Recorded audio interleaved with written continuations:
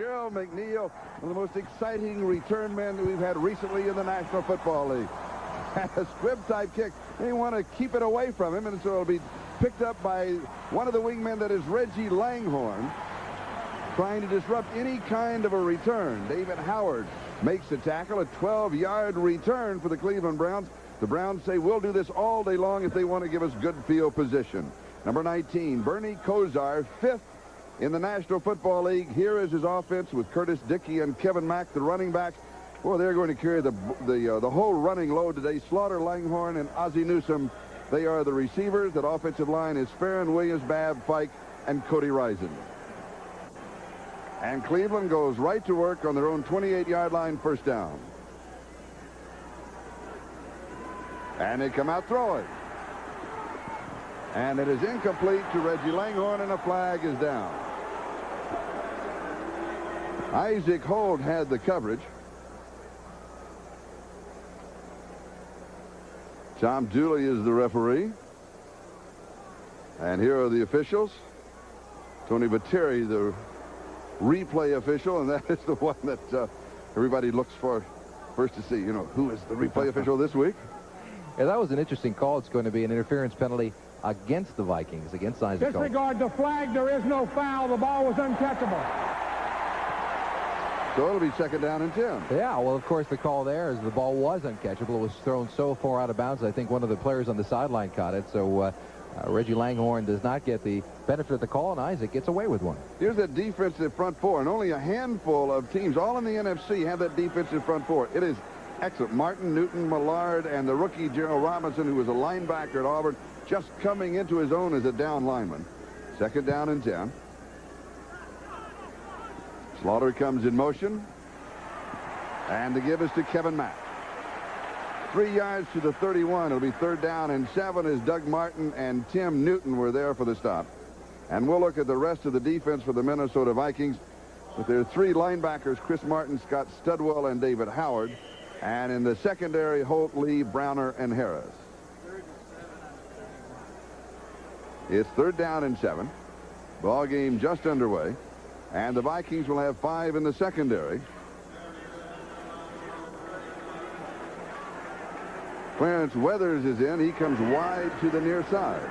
He has only 1 reception this year, but last year averaged 28 yards a catch. Brennan goes in motion. And over the middle, the pass is complete to Slaughter. And he will go out of bounds way shy of the first down. Willie Teal was the man covering him. And the defense of the Viking hold. It's been one of the criticisms of the Cleveland Brown offense this far. A week ago, Bernie Kosar threw the ball 36 times, did not complete 1 pass for longer than 20 yards. They're a perfect example. Short underneath the coverage. They only gain a couple of yards, and they're forced to kick the ball on 4th down.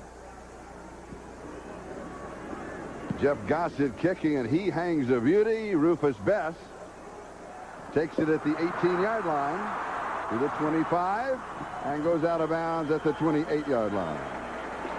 Anthony Griggs was the Cleveland Browns special teams player who was chasing him. A 55-yard kick, an 18-yard return, and there's a marker on the play. Flag was dropped upfield at the 44-yard line.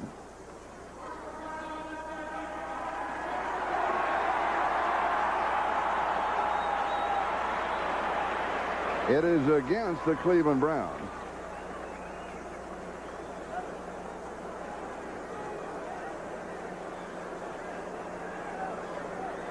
And the line of scrimmage becomes the Minnesota 44.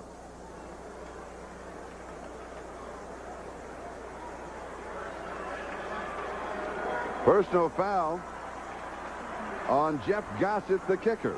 That may be a first. A punter getting involved in a personal foul. Got to be a first. Leo Lewis goes in motion, and the giver to the second back, and that's Darren Nelson. Nelson from Stanford picks up 6 yards to the 50. It'll be second down and 4. Carl Hairston with the tackle. Let's look at that offense of the Vikings. Tommy Kramer with Alan Rice, Darren Nelson, the running backs. Carter Lewis and Jordan, excellent receiving corps. Zimmerman, Huff, Swilly, Tausch, and Irwin, the offensive line. The ball at the 50-yard line. Second down and 4. Alfred Anderson checks in. He and Nelson are the two running backs as they show the full house and send Lewis in motion. And here is Nelson, cuts back inside of his block to the Cleveland 48-yard line. It's going to be third down and still a couple to go. Harrison again, Bob Golick also there. And Eddie Johnson, number 51 for the Browns, and you'll see a lot of him. He's having an excellent year. You certainly will. Interesting matchup here because of the running attack of the Minnesota Vikings that is kind of quiet.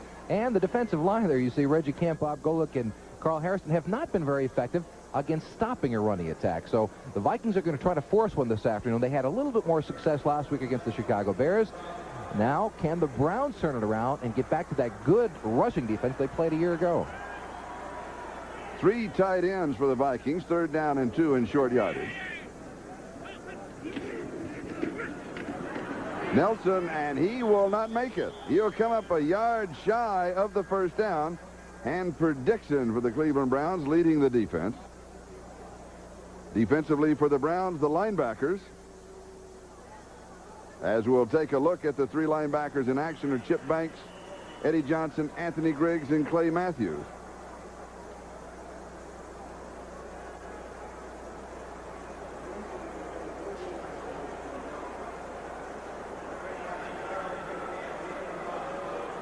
Wade Wilson is the kicker rather than Greg Coleman. Now, Wade Wilson is the backup cornerback. Coleman had a groin pull during the week. That may be the problem, but we also have to be careful. Well, it looks like he is going to kick. There's pressure, and it's almost blocked. And it comes up short. It is taken on the hop at the 18-yard line by Gerald McNeil. Jim Huff was down to make the tackle. We've got no score. And maybe the inexperience hurt him here. Watch this now. Minifield comes in, nearly gets the ball, but doesn't, and gets part of Wade Wilson's foot. An experienced punter might twist around, fall down on the ground. Maybe Coleman would have acted a little bit. You might have gotten a flag. He did get very little to the foot, but he did get a part of it. Coleman, of course, injured on Thursday this previous week, a slight groin pull, and that may have a big effect on the game this afternoon if he can't punt at all. Cleveland from their own 21-yard line, first down. Curtis Dickey and Kevin Mack are the 2 running backs. And Kozar to throw. He sends 5 on the pattern and goes deep to Langhorne, and it is intercepted. Isaac Holt has the ball for the Minnesota Vikings.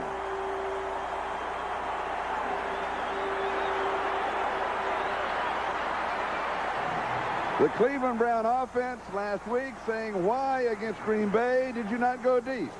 And that question has now been answered. Well, Bernie Kosar in college was a great long ball thrower. Here he seems to force the ball a little bit. Reggie Langhorne is not open whatsoever. He throws it to the wrong shoulder, and Isaac Holt comes up and makes the big interception. His 5th interception of the year. Once again, Langhorne got inside, and Kosar threw it to the other shoulder, the other side, away from it. You have to wonder if they're going to try to force the ball today because of their inability to throw the ball long during the first 6 games of the season. Excuse me, first 7 games of the season. Minnesota takes over with the interception. The ball on their own 32-yard line, first down. And Darren Nelson gets the call. And so the Vikings have been very conservative as they have opened the first quarter of action. A pickup of no gain on the play. It's going to be second down and 10. The game's in progress. Pittsburgh, an early lead on Cincinnati. We'll, of course, keep an eye on that one. New Orleans, an early lead on the Jets. Detroit, Chicago. Well, also with an eye on that one. Those 2 games affecting the 2 teams here. New England out in front by 7, and very little scoring. Miami, as expected, in front of Indianapolis. Tampa Bay leading Kansas City. That was not expected. And here we have no score as Kramer comes back to throw.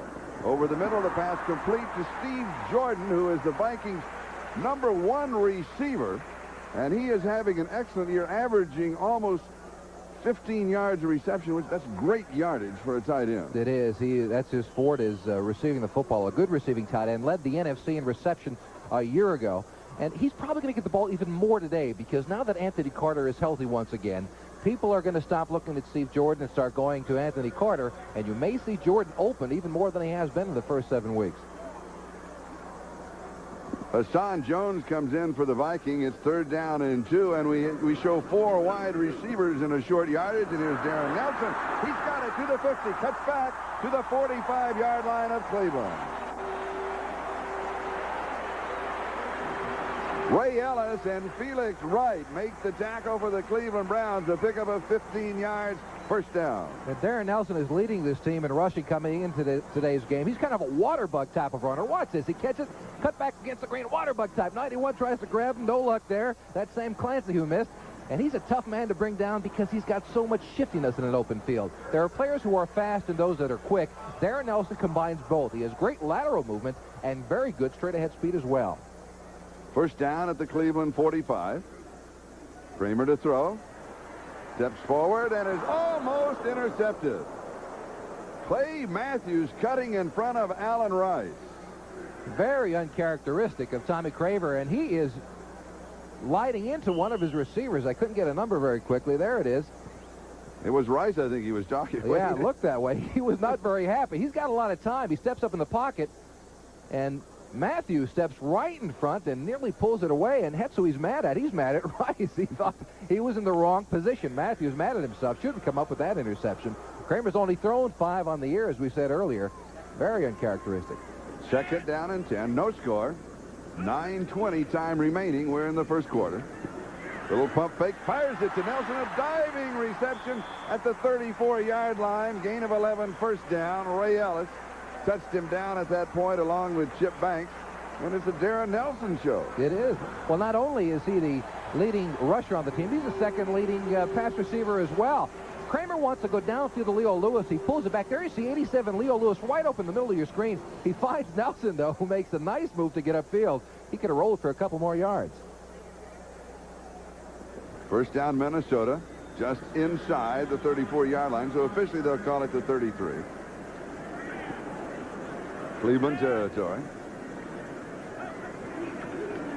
Kramer, a little play action fake to freeze the linebackers. Wobbly pass, but it's complete at the 29-yard line, and again it is Steve Jordan. Jordan at almost 6'4", 239 pounds, big target, and he is having, I think, the best year of his career. I think he probably is. A pretty good hit that Kramer took on this last play, watching it from up here. Now watch this. He's a tough quarterback. You know, he's not a great athlete, but he knows how to work his way around defenses. Watch the life of an NFL quarterback. Getting rid of it and then taking a smack. He doesn't even know if the ball is complete or not. Sam Clancy and Clay Matthews trying to build a Kramer sandwich. 2nd down and 5. Anderson and Nelson are now the running backs for the Vikings. They'll change those running backs. Fake on the inside head off the pitches to Anderson. He's got the first down, and he's out of bounds inside the 20. They'll mark it at the 17-yard line.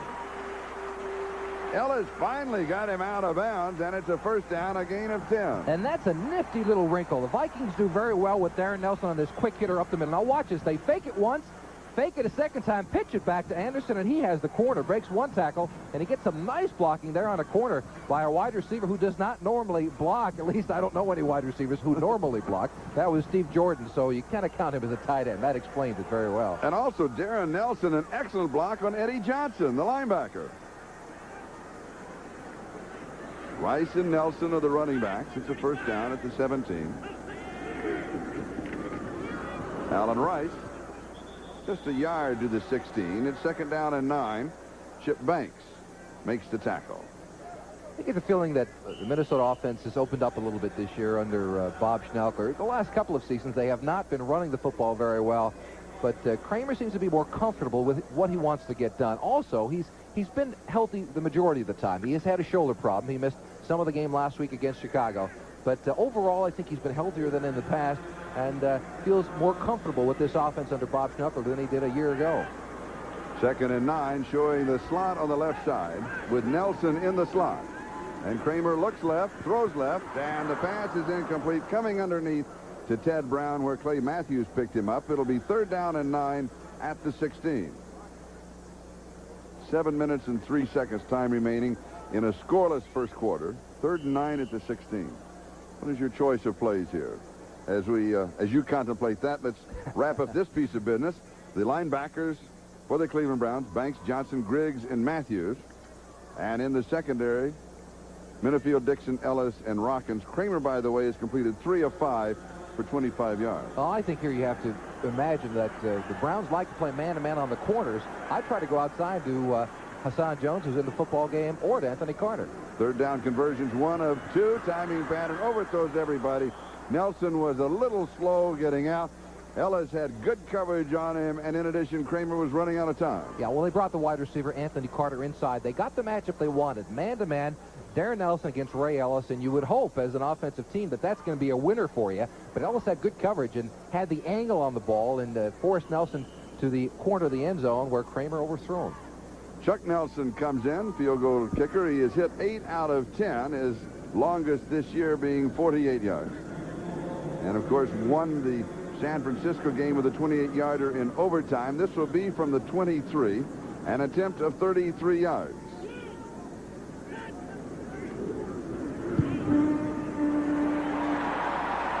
And it is good from 33 yards away, and the Vikings open the score. So much.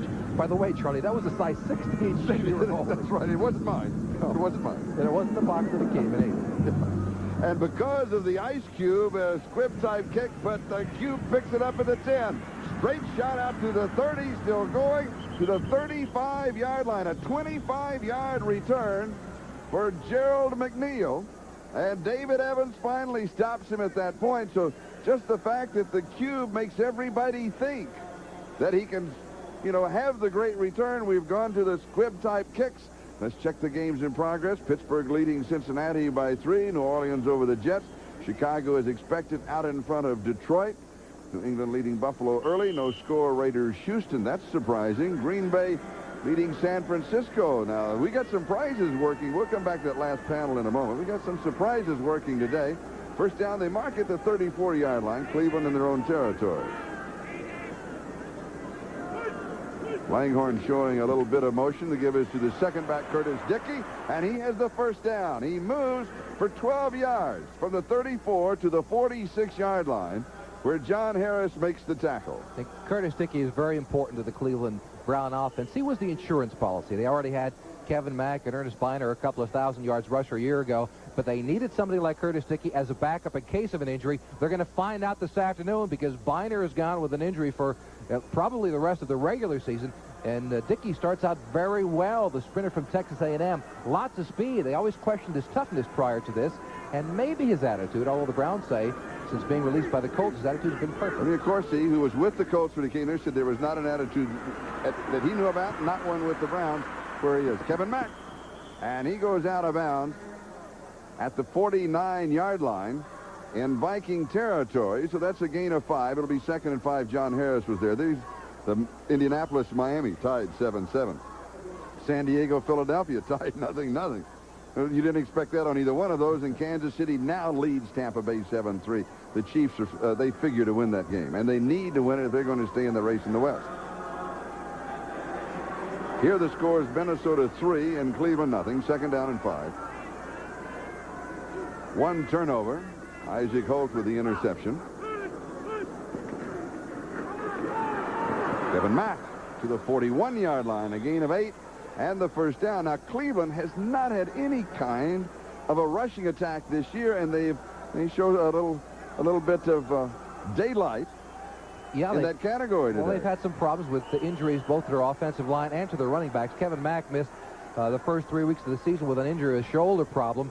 And then Biner gets hurt. There you see, though, Mack looks healthy up the middle. A good running attack is what they really need to try to rejuvenate this offense. They've been imbalanced, too much passing and not enough running in Cleveland. There are 28 teams in the NFL. Cleveland's rushing attack is ranked 27th. Only 1 away from being the worst. Dickey, left side, 38-yard line. He'll pick up 3. It's going to be 2nd down and 7. David Howard makes the tackle for the Minnesota Vikings. And it's interesting, as we said before, we have an injured player down on the ground. We'll get that to you as soon as we find out. David Howard, the weak side linebacker. Curtis Dickey, as we mentioned earlier, a lot of times if a team has a first-round draft choice, they don't think they like what he's doing. Sometimes they find a reason for getting rid of him. Maybe they form an attitude problem for him. And it's probably unfair to a lot of clubs, but so far, Curtis Dickey has come back, played very well, and we'll see if he can help the Cleveland Browns get on the scoreboard. that injury. Number 99, there you see circle in the middle. Watch his right arm. That's David Howard. He gets his right arm caught in between Dickey and Studwell. Seems to hyperextend the elbow somewhat. And he's the injured player being helped from the field right now. And he's going to be replaced by Chris Dolman. And the Vikings flop their linebackers, so Chris Martin will be on the strong side, Dolman on the weak side, and they will go, of course, wherever the tight end goes will dictate that. Mark of the line of scrimmage at the 37-yard line, so it is 2nd down and 6. 4:58 and counting. Time remaining. We're in the first quarter. Vikings lead it with Chuck Nelson 33-yard field goal.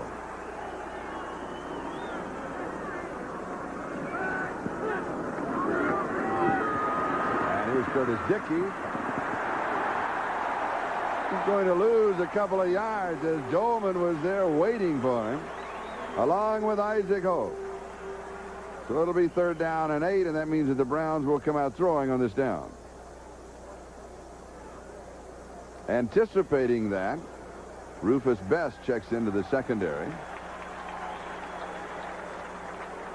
This is Charlie Jones, Jimmy Cefalo. We're in the Metrodome, where the Vikings lead the Browns 3-0. Chuck Nelson's 33-yard field goal coming with 6:55 to go in the first quarter. And the Browns have 3 wide receivers, and Mack is the remaining back.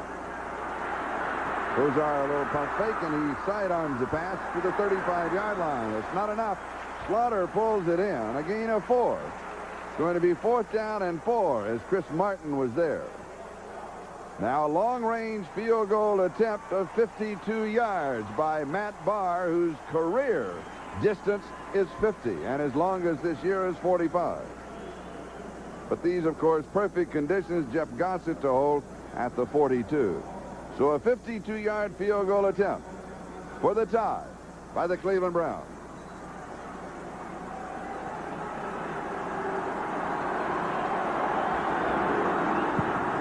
He's got the distance. He hits from 52 yards away. And Matt Barr ties it up with a career personal best. So we'll take a timeout. We're 3-3. We'll be back with a kickoff in the Metrodome. Harry Holt has filled in quite well when he's needed a break. And Rufus Best at the 5-yard line. The return specialist for the Vikings after the 20 to 25. But he is collared at the 26-yard line. So he has 21 yards on the return. Mike Johnson with the tackle, and the game's in progress. Pittsburgh still leading Cincinnati. That's good news for Browns fans. New Orleans leading the Jets. That's good news, of course, for New Orleans fans. And for Paul McGuire, who picked him for Paul McGuire. That's right. New England leading Buffalo. Raiders is expected over Houston. And Green Bay, maybe they're for real, leading San Francisco 7-0. You're not going to get into handicapping, right, No. I didn't think so. No. Here the score is 3-3 with just over 3 minutes to go in the first quarter. And Kramer comes out throwing a little swing to Darren Nelson. Nelson across the 30. Oh, he can move to the 38-yard line. 12 yards, first down. Ray Ellis, the strong safety, makes a tackle on Nelson. 5'9", 190-pounder. Played his collegiate ball at Stanford. And that's what Kramer likes to do quite often. He likes to swing the ball out to Nelson or to Ted Brown and watch a little water bug move. A good block outside by Malarkey. Number 86, Mike Malarkey, with a nice move. But the rest of it's all Darren Nelson. You know, he's hard to get a shot at because of his quickness and because of his small stature. No one ever seems to get a good shot on him. It's kind of just like McNeil for the Browns. Nobody hits him that well. Miami and Indianapolis tied at 7. We'll come back to those other 2 scores in a moment. First down at the 38-yard line. Officially, they mark it at the 37-yard line. Kramer looks to Nelson, throws to Nelson. The flag is down. Nelson is down. And the officials will sort this one out. It'll be a holding call against the Vikings. Carl Hairston was there for Cleveland. Here's the call. Holding 66 offense. First down. San Diego struggling. Dan Fouts out this week with that concussion he suffered a week ago and may miss next week's game.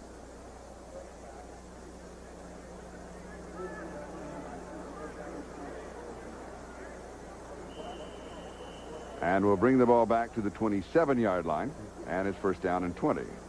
The Browns are going to have to start applying pressure to Tommy Kramer up the middle. That's where he seems to be vulnerable, if at all. because he does like those real quick pops. Try to get to him from the outside, and it takes too much time. You can get the ball to Nelson that quickly. Jim Gustafson is in as a wide receiver. Here's a sweep left with Nelson, and leading the way is Jim Huff. Ray Ellis, the strong safety. We told you about the Eagles in San Diego. Well, he started the year with the Eagles. Chip Banks was also there. And Chip Banks started the year by sitting out and is now back and well and helping the Browns defense. And it seems Minnesota should have gotten even more out of this play. They're man-to-man outside. The receiver runs the cornerback off. Look at all this room out here. Jim Huff makes a block on Ellis 24, and Nelson might get by number 56, Chip Banks. You get a long play there. It's got to be a block. Huff has got to get that done. If they're going to make it, instead of a 10-yard gain or whatever it is, that turns into a touchdown. 2nd down and 9, a gain of 11 to the 38-yard line. And Nelson again with Clay Matthews for the defense and just a couple of yards. So it's going to be 3rd down and 7. The linebacking crew for the Cleveland defense. Now, as I said, they're going to have to try to put some pressure on. Watch in the middle, number 53, Anthony Gregg, sliding down the line, and Eddie Johnson, 51. They're the ones that have got to stop this running attack.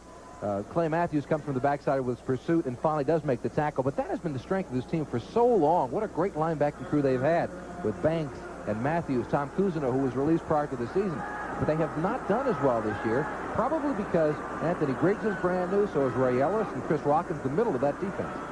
Kramer over the middle into coverage and almost picked off by Ray Ellis. Alan Rice, again, the intended receiver, and the reason that I say again is earlier in this quarter, an attempted pass to Rice, an attempted completion to Rice was also almost intercepted. Yeah, and Kramer got all over Rice for that one. This time, it's called, what they call that is a vice, and that's what it turns into. You have one defensive back on one side, a safety on the other side, and they vice a receiver in the middle. His job is to simply sit down, don't move anymore. If the quarterback wants you, he'll throw it to you. But don't start moving around that pocket, because one way or the other, you're going to get hit. Minnesota Vice? No. I couldn't. I'm so bad. McNeil, and he had a fair catch. Oh, he's looking down the barrel of Joey Browner. Woo-hoo! Wade Wilson punting for Greg Coleman. And I tell you what they were trying to do to the ice cube. They were going to crush, melt, and dissolve. A lot. And Wade Wilson, what a surprise. A backup punter hasn't punted since his freshman year that we can find out back in college, but he boomed that 48 yards on a kick. And Joey Browner, you know, great hang time. Browner is just sitting there looking into the eyes of McNeil. And Wilson looked like he's done it the whole time. You're right. It was a little cat and mouse game going on downfield. McNeil wasn't going to give him the satisfaction of making that call early. But he had no choice. When push came to shove, he had to make the call. Cleveland from their own 14-yard line. We are tied at 3-3. And Dickey is dropped for a loss. And the crowd back in the game. It is Doug Martin.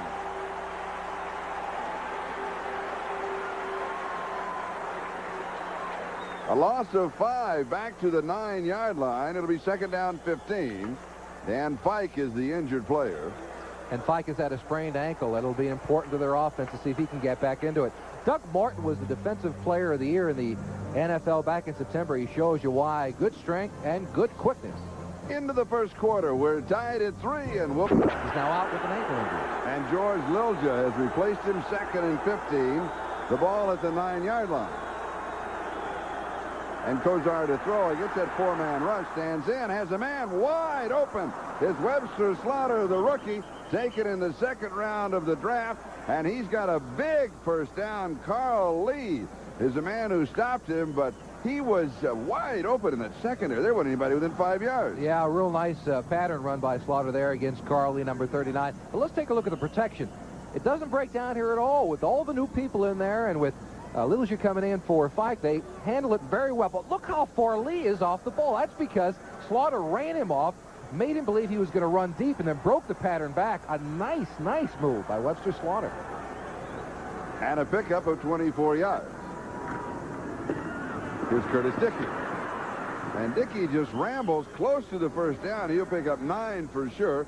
John Harris, the free safety, who used to be with the Seattle Seahawks, makes the tackle. All right, 3 cheers for the Cleveland Brown offensive line and for Kevin Mack. Watch the block he puts on to spring Dickey into the secondary. A nice block, getting low on Chris Barton, number 57, to allow Dickey to get up close to the first down. I'm impressed with the Browns' running attack. Well, it's about time. It's surprisingly so. Maybe when the chips are down, they're really starting to do something, because that offensive line, as we said, is really patchwork. And with the injuries to the running backs, it is impressive that they're running the ball well. Of course, Ernest Biner, their leading rusher and receiver, is out with an injury. Kevin Mack, maybe I spoke too soon, will lose a yard. And it's Chris Dolman who was there to greet him. Chris was a starter, and he lost his starting slot to Chris Martin, and now Chris Dolman wants it back. No question about it. Pittsburgh has opened up a 10-0 lead over Cincinnati. Now, remember, Cincinnati is leading in that division. New Orleans continues to lead the Jets, and Chicago out in front of Detroit. New England leads, the Raiders leading Houston, and Green Bay 14-0 over the 49ers. They win one, they think they can win them all. Oh, that's surprising. It's for an interesting afternoon. Loss of a yard is 3rd down and 2. And now Cleveland is going to take a timeout. Kosar scrambling to the right, and he is in trouble on a rollout and will lose 5 yards back to the 36. It was Keith Millard and Doug Martin who got him. A little play-action fake that did not fool anyone in Minnesota. It was a couple of yards that needed to go for it, and usually this play-action works when you need only a yard or so or less than that. But Minnesota, look at them all back there, defensive backs and linebackers. Usually everybody is crowded up on a short yardage play. Nobody's full. Kosar gets forced to eat the ball, and they'll punt it away. Jeff Gossett kicking to Rufus Bessie. Fumbles it. Scramble for it. And recovers his own fumble at the 24 or the 25-yard line. And we've got a timeout on the field. Travis Tucker was down for the Browns. We're tied at 3. We'll be back on the board. They do. They call him Bernsey. Bernsey. All right. Here's Kramer to throw. First down from the 24. Scrambles a little, and he is sacked. That is the first sack for the Cleveland Browns. Golick and Hairston will share that one, and Sam Clancy has a little piece of it. And Sam Clancy is the sack man for the Cleveland Brown defense. This time he was trying to go downfield to one of the running backs. It was probably Alfred Anderson he was looking for. And Anderson eventually cleared downfield. Took him a little bit too long, and the protection broke down. Kramer gets the sack. 2nd down and 19 with the ball back at the 15-yard line.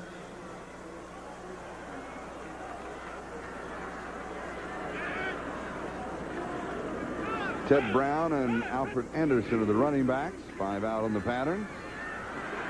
Kramer throws. It is pulled down by Anderson. A good reception. 29-yard line. Gain of 14. So it's going to be 3rd down and 5. Banks and Matthews make the tackle. Let's go to New York. Ahmad Rashad. All right, Charlie. In Pittsburgh, quarterback Mark Malone eludes the tackler and looks downfield and finds Rich Ehrenberg in the end of the end zone. Touchdown, 10-0 Pittsburgh, 2nd quarter. All right, Ahmad. All right, Ahmad. That is interesting because, Cincinnati is leading the Central Division of the AFC with a 5-2 record. Pittsburgh, one of the 1-6 teams. There are a lot of 1-6 teams this year. Yeah, and Mark Malone back in at quarterback with Bubby Brister, who used to win all those polls from the fans. He didn't win any last year. Allen Rice, and a flag is down. He's got the first down to the 37-yard line. Felix Wright and Dave Fazuli were there for the Browns. And now we'll check out the marker. Could have been a face mask. And it was.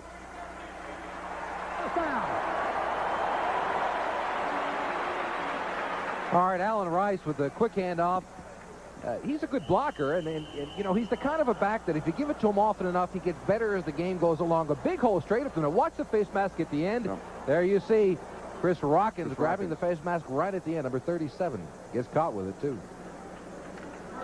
So with the penalty, the ball goes to the Minnesota 42-yard line, first down. We're tied 3-3, just under 11 and a half minutes to go in the first half. Now the Vikings take a timeout.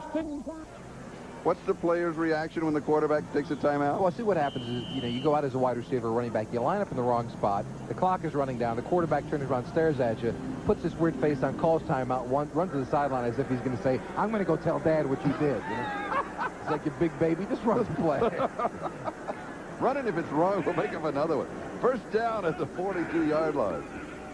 Little play action. Steps forward, fires, and overthrows Carter. May have been just throwing it away. There was pretty good coverage on Anthony Carter, and it'll be second down and 10. The ball at the 42-yard line, and then you go back to the huddle after that and say, ha, ha, ha, Daddy didn't help you any. That's right. I think Carter was trying to run back toward the quarterback as much as possible.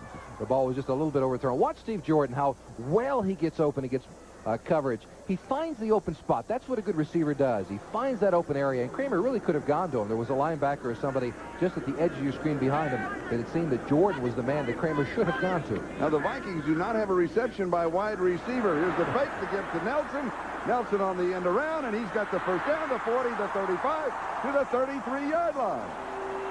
Frank Minifield finally got him at the 33-yard line. 25 yards on the play, and Mike Malarkey with the lead block.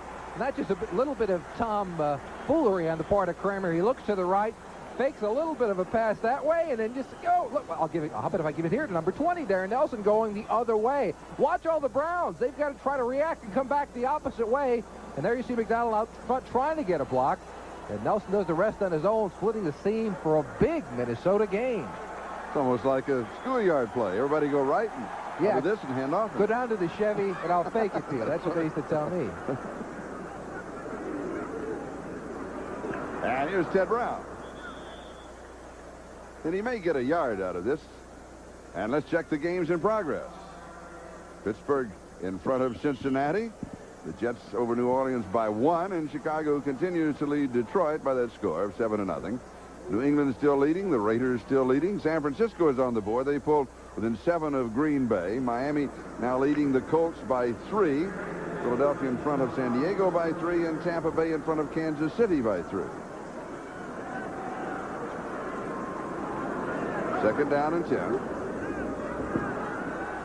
Kramer, and he is tripped up and is sacked by Reggie Kemp, and that is the second sack of the ball game for the Cleveland Browns.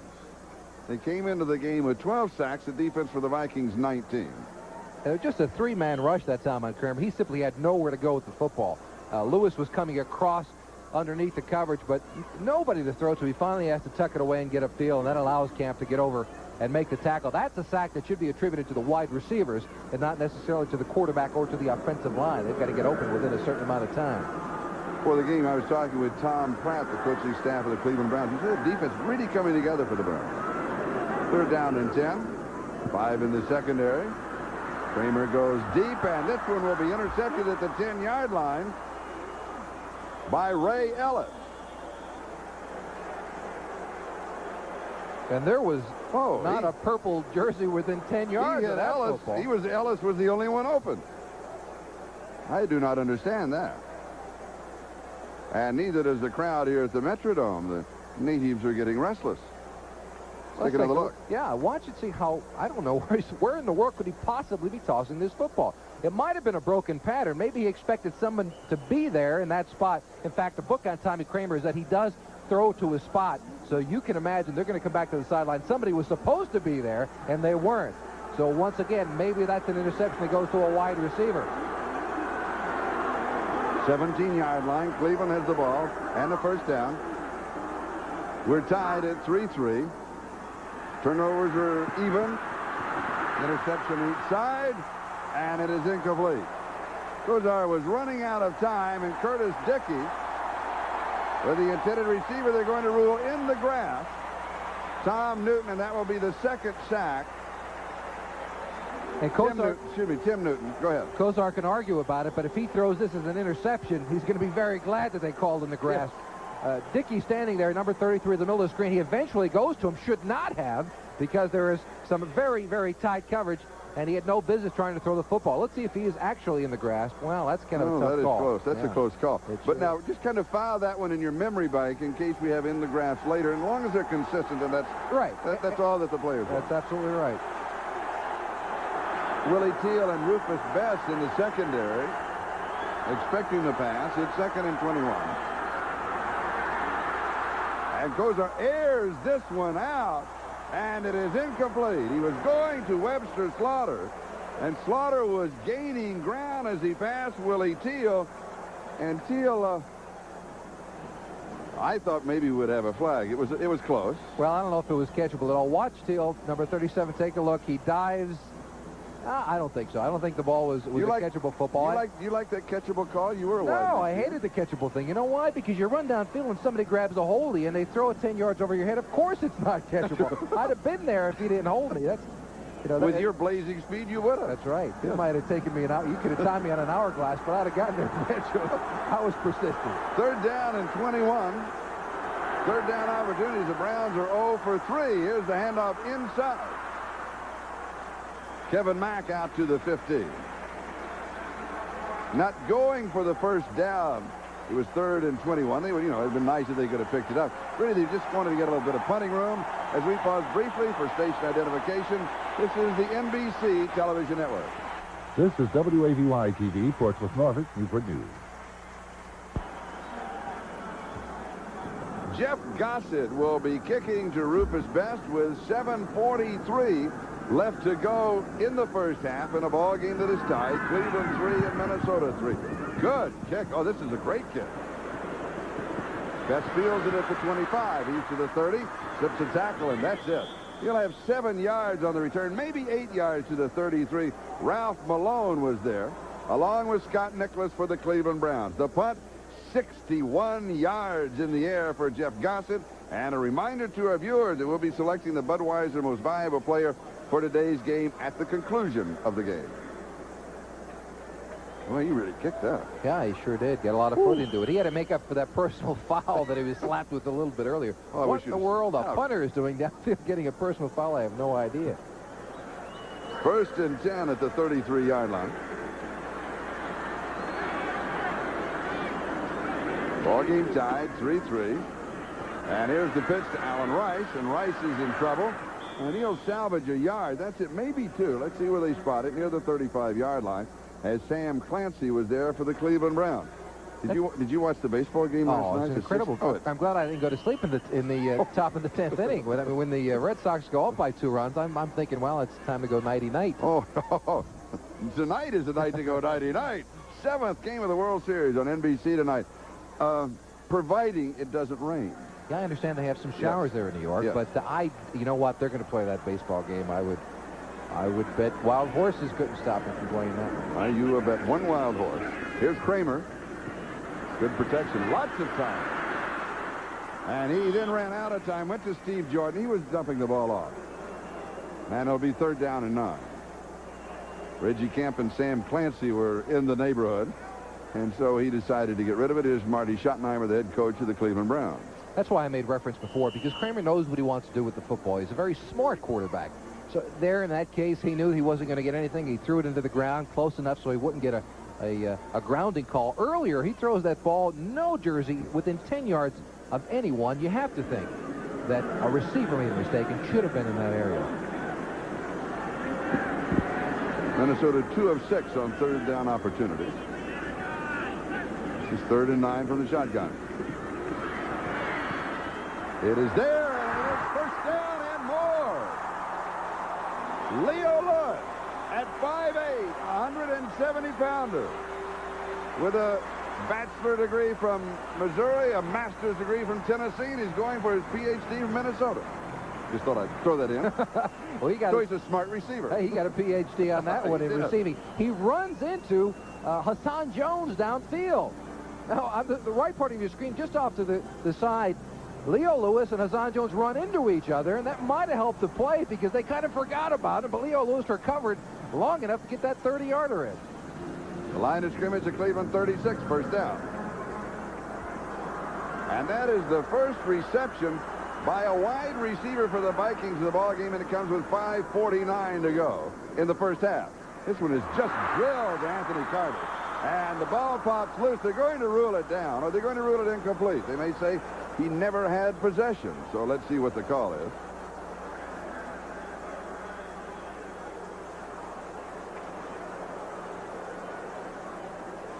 A heated discussion taking place.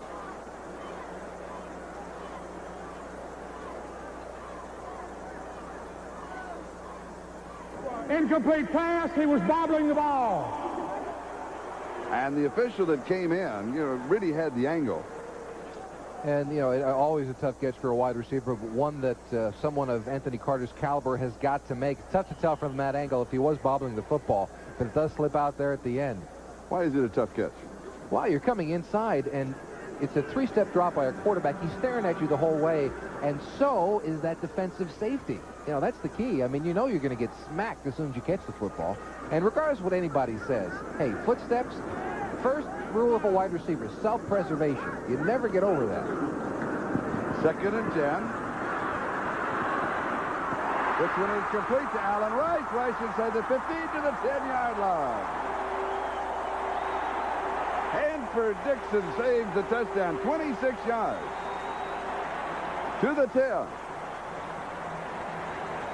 First down, and a marker dropped just outside the 10. Unnecessary roughness, number 29 defense.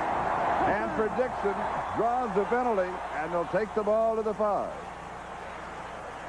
Let's take a look at it. Tommy Kramer, again, doesn't have great scrambling ability, but he has a good feel for a defense. He buys some time and finds Rice, who's just a little check down in the middle of the field. He's by far about the last receiver he's going to come to, and that call comes in a little bit late, I guess. That's what the call is. See, he hits the ground. He's actually down now. The play is over. But the play is over, and you know what? That's a little chintzy. I got to tell you. You know what he was trying? He was trying to hit him with his elbow when he came over, and he ducked under it. Well, again, that may be the call, and the official got to give him the benefit because he's close enough to see that type of thing. I think that's what he was going for. But they move it to the 5, so it's first down goal to go. Kramer, good fake, and he overthrows Steve Jordan, but a really good fake. Who went diving over the line? Is that Rice? Yes. So it's going to be second down goal to go. And that's what sets up this play-action play on the goal line. Rice jumps over the line of scrimmage. You see somebody flying through the air, and it makes it easier for Jordan to get off the line of scrimmage and into the court of the end zone. And he was open. Wide open. Just a little bit off the ball. What do you consider wide open? Is that a step, 2 steps, well, a yard? No, I think a step is wide open. Step is wide Anything open. other than that, you're open. But a receiver's always open. He always comes back to the I'm open. Always. Second down, goal to go. And the second back through is Nelson. Touchdown.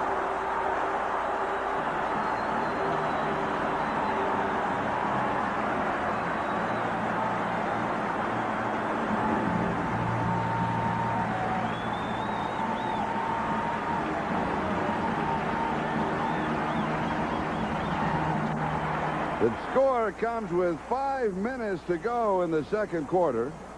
Watch how slippery Nelson is. It's a little trap block, but he gets lost in between everybody, and actually a linebacker knocks him into the end zone.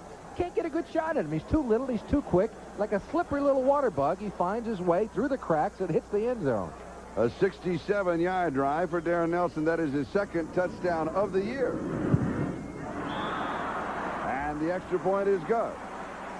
And the score is Minnesota 10, Cleveland 3, back for the kickoff. You're tired. But he likes seeing this, though. Darren Nelson again. See, he kind of gets knocked backwards into the end zone, but it doesn't matter. He scores.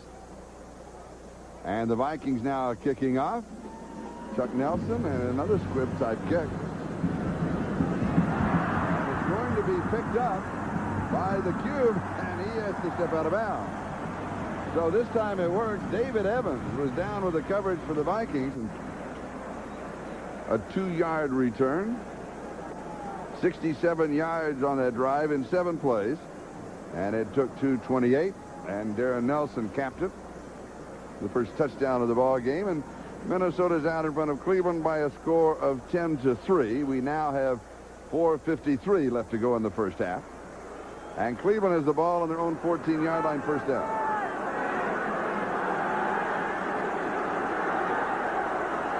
Kozar has completed 3 of 6 for 29 yards, and he has been intercepted 1 time. That was by Isaac Hope.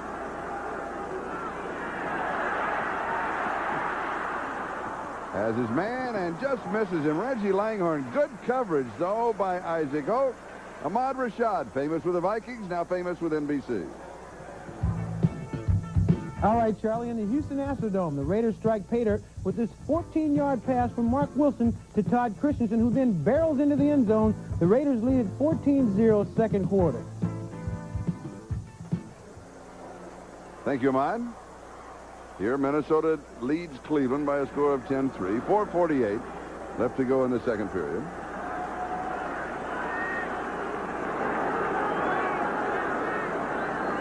Second and 10. Cleveland at their own 14-yard line. Kevin Mack. And he barely gets back to the line of scrimmage. It's going to be 3rd down and 10. Doug Martin was there to wrap him up.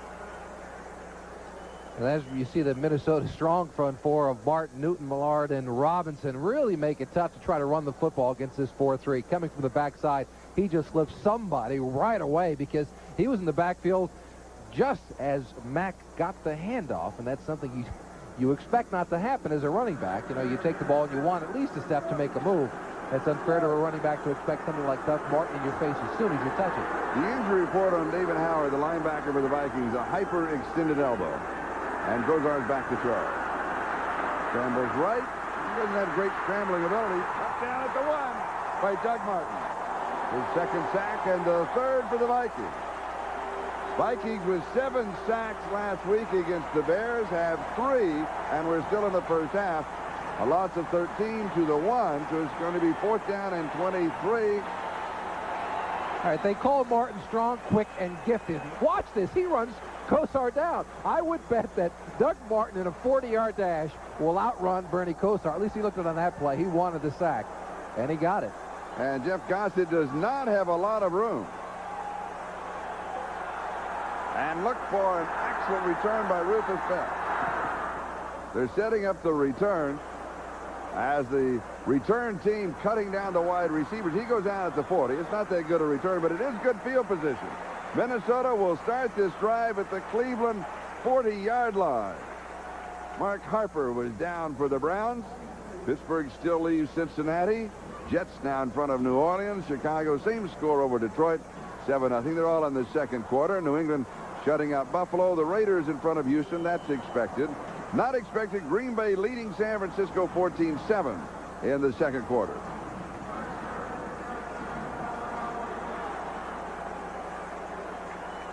The ball at the Cleveland 40-yard line. First down for the Vikings. There, Nelson. And he gets 3 yards to the 37. It's going to be 2nd down and 7 as Eddie Johnson makes the tackle. Johnson, the second leading tackler for the Cleveland Browns. Bob Golick is also there, number 79, at 6'2", 270 pounds. Darren Nelson averaging almost 7 yards a carry. 10 carries, 69 yards rushing. But once again, that's the problem the Cleveland Brown defense has had all season long. A year ago, that was their strength. And now this season, Darren Nelson just continuing what other running backs have done against this Brown defense all season long. At the Cleveland 37-yard line. Kramer throws. Nelson incomplete. Very catchable ball. 3rd down and 7 at the 37. When that happens to you, what do you say when you come back to the huddle? Not a thing. Not a thing. Do you hide at the edge of the huddle? Not really. It depends on the quarterback. Certain quarterbacks are going to scream at you. Some are just going to say, we'll get it next time. Others are going to ignore it completely. I like the ones who ignored it because nobody knows better than you that you dropped the football. Well, don't ignore Bob, Ahmad, and Paul. They'll be with us at halftime for NFL 86. And Gustafson comes in as a wide receiver. Hassan Jones is also there, so we have 4 wideouts. And the Vikings have converted 3 of 7 third down opportunities, and that's what this one is. 3rd down and 7. The remaining back is Nelson. Oh, is he ever exciting. 1st down, Minnesota. Felix Wright makes the tackle.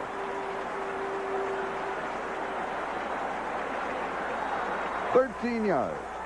It's hard to describe anything Nelson does because he's indescribable a lot of times. He finds the seam, but then he starts this little jitterbug type of a thing, breaks one tackle, and actually spins right back into Felix Wright. He might have, if he had stayed going that way, he might have scored. But how can you possibly explain to somebody how you run like that? That's all instinct. He's not thinking where he's running. He's running on instinct, feeling the open hole.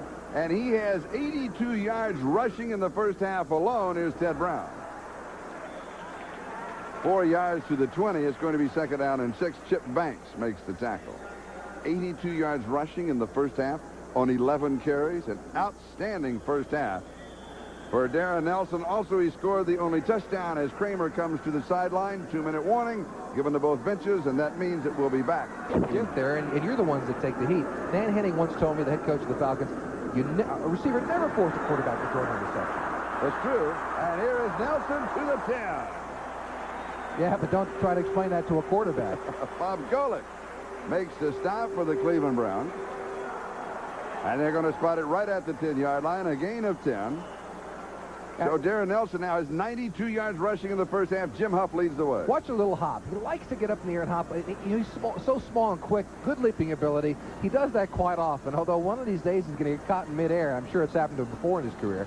It can be a dangerous move when you start hopping and jumping through a hole that way, but he does it with great success. Nobody's going to argue with that.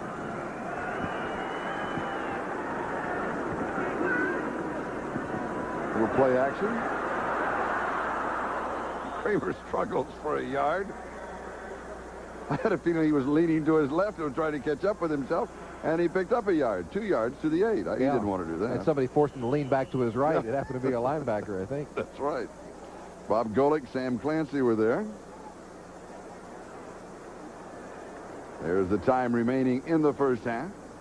The Vikings leading by 7, 10-3, and they, of course, threaten here to stretch that margin. And they can take their time. They do have 2 timeouts remaining. They can do exactly what they want, run the football or throw it in this situation. I want to say that last time out in case you want to go for the field goal. Kramer scrambles, throws back. Carter, and it's incomplete. Carter got caught up in traffic, had trouble getting out. And it's going to be 3rd down and 8. Terry Tausch coming out of that offensive line. Mark McDonald coming in. He lost his shoe or he's hobbling or something. He's not an injury. He just wanted to get out just for a moment, so they made that quick change. It's 3rd down and 8, and the clock is stopped with 29 seconds. And now they're taking that timeout here. Interesting. So we'll take a timeout, and we'll discuss this strategy when we get back. Let's go to first half, 7 of 18, 106 yards. No, it's faked the draw, pulled everybody in, and hit Anthony Carter.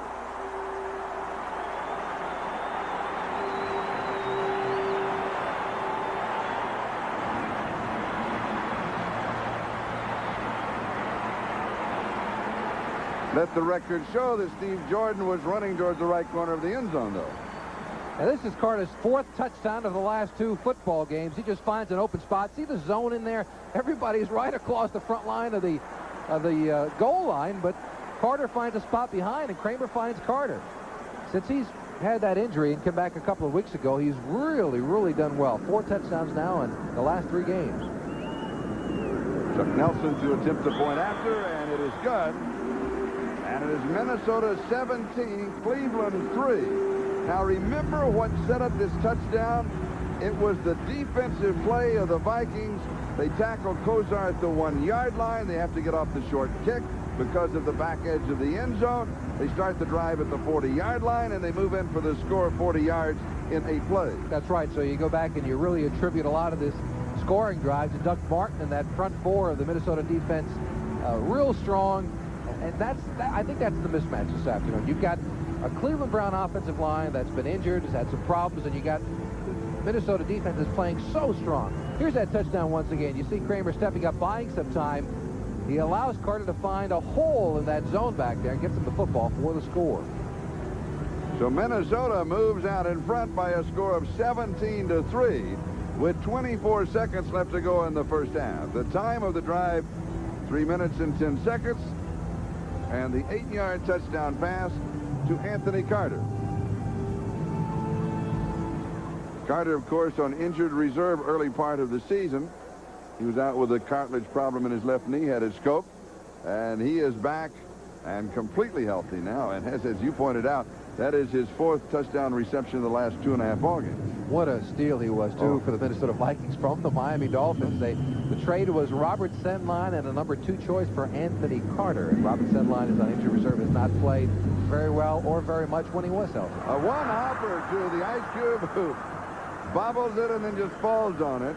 And that's a good move to make, to fall on it at that point, and you can declare yourself down.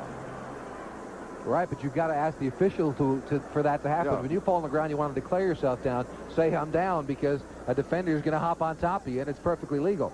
See, in a situation where it's the end of a half or something and you're running out of time, you can jump on a football and say, hey, I'm down. And here it's the best situation because he just wants to make sure of the catch.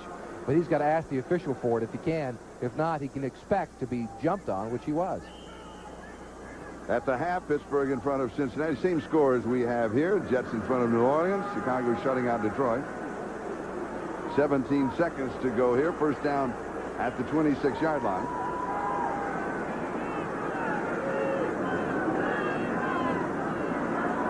Still the four-man rush by the Vikings. It's been very effective. The pass is complete to Kevin Mack. And Mack goes up the sidelines, and he will go out of bounds, stopping the clock with 6 seconds left to go in the first half. Willie Teal was chasing him at that point. Let's go back to the other games in progress as we come close to halftime in our game here. New England shutting out Buffalo. Raiders in front of Houston. Green Bay still leads San Francisco. Miami over Indianapolis by 7. Philadelphia leading San Diego 6-0. Tampa Bay in front of Kansas City by 3, and they are at the half. And we're nearing the half, and of course be sure to stay with us at halftime for NFL 86.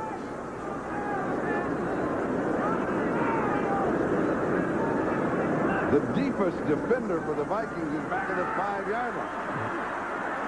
Kozar is sacked.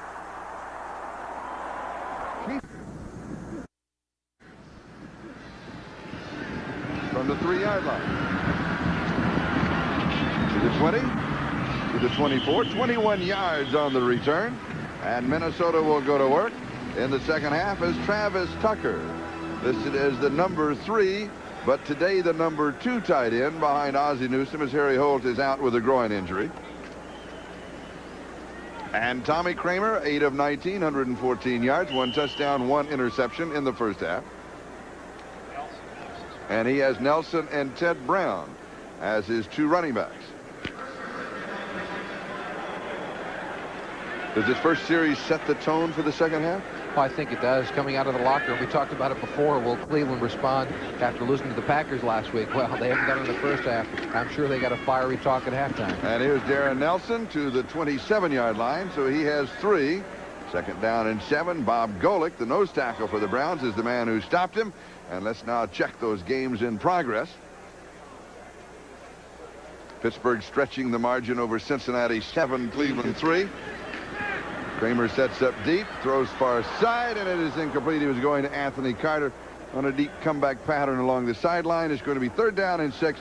Hanford Dixon had the coverage for Cleveland and had good coverage on AC, Anthony Carter. The 2 cornerbacks for Cleveland, Hanford Dixon and Frank Minifield, love that man-to-man coverage. They play it extremely well, and it allows the defense to do some other things, like blitz a linebacker now and again, and free a safety up in the middle to help on the best wide receiver. So Minifield and Dixon really do a good job of playing man-to-man coverage. It makes it a lot easier for a defensive coordinator to come in and mix things up.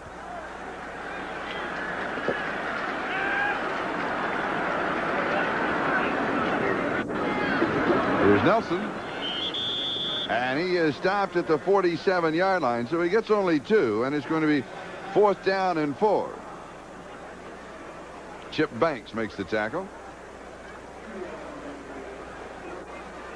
And Wade Wilson is back to kick. Again, Greg Coleman with that injury that he suffered during the week, not punting in the ballgame. And Wilson kicking to the Ice Cube, Gerald McNeil. Been pretty well kept in the icebox. Here's pressure, and they get it. The block by Minifield. The ball is picked up by Felix Wright. Minifield got the block, and the Browns are right back in the ballgame. And Minifield took that right off of the foot of Wade Wilson, and Minifield is down. He probably got kicked. As well as getting the football, he got some foot of Wade Wilson. Watch it. He probably takes a little bit more time, although Minifield had a straight shot. And there you see, kicked right in the stomach. He picks the ball off of the foot of Wade Wilson and then takes the foot in the stomach. And Felix Wright runs it into the end zone for a score, and that's what Cleveland needed. We've said all along that they have been producing points by virtue of their defense and special teams. Another prime example, they're right back in the football game. 47% of their points this year have come like this, by special teams or by turnovers. And you can't win a championship, or you can't be a winning football game or a team relying on that type of thing. You know, those things happen. You work on your special teams, but you cannot rely on it as a steady diet in order to win football games. There, Frank Minifield, who really rushes the kicker very well, does it again and pays the penalty for it. They got 7 points up on the board, though, for Cleveland. Jerry Burns, the head coach of the Minnesota Vikings, 12 minutes and 40 seconds. That is the time remaining in the third quarter. Minifield still being worked on at the 35-yard line. And that is the reason for the injury timeout. Marty Schottenheimer with his back to the camera there in the glasses, the head coach of the Cleveland Browns.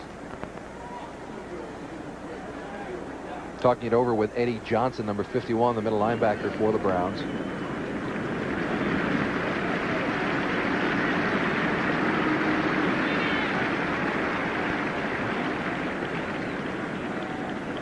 Minifield very tentative as he comes off to the far side.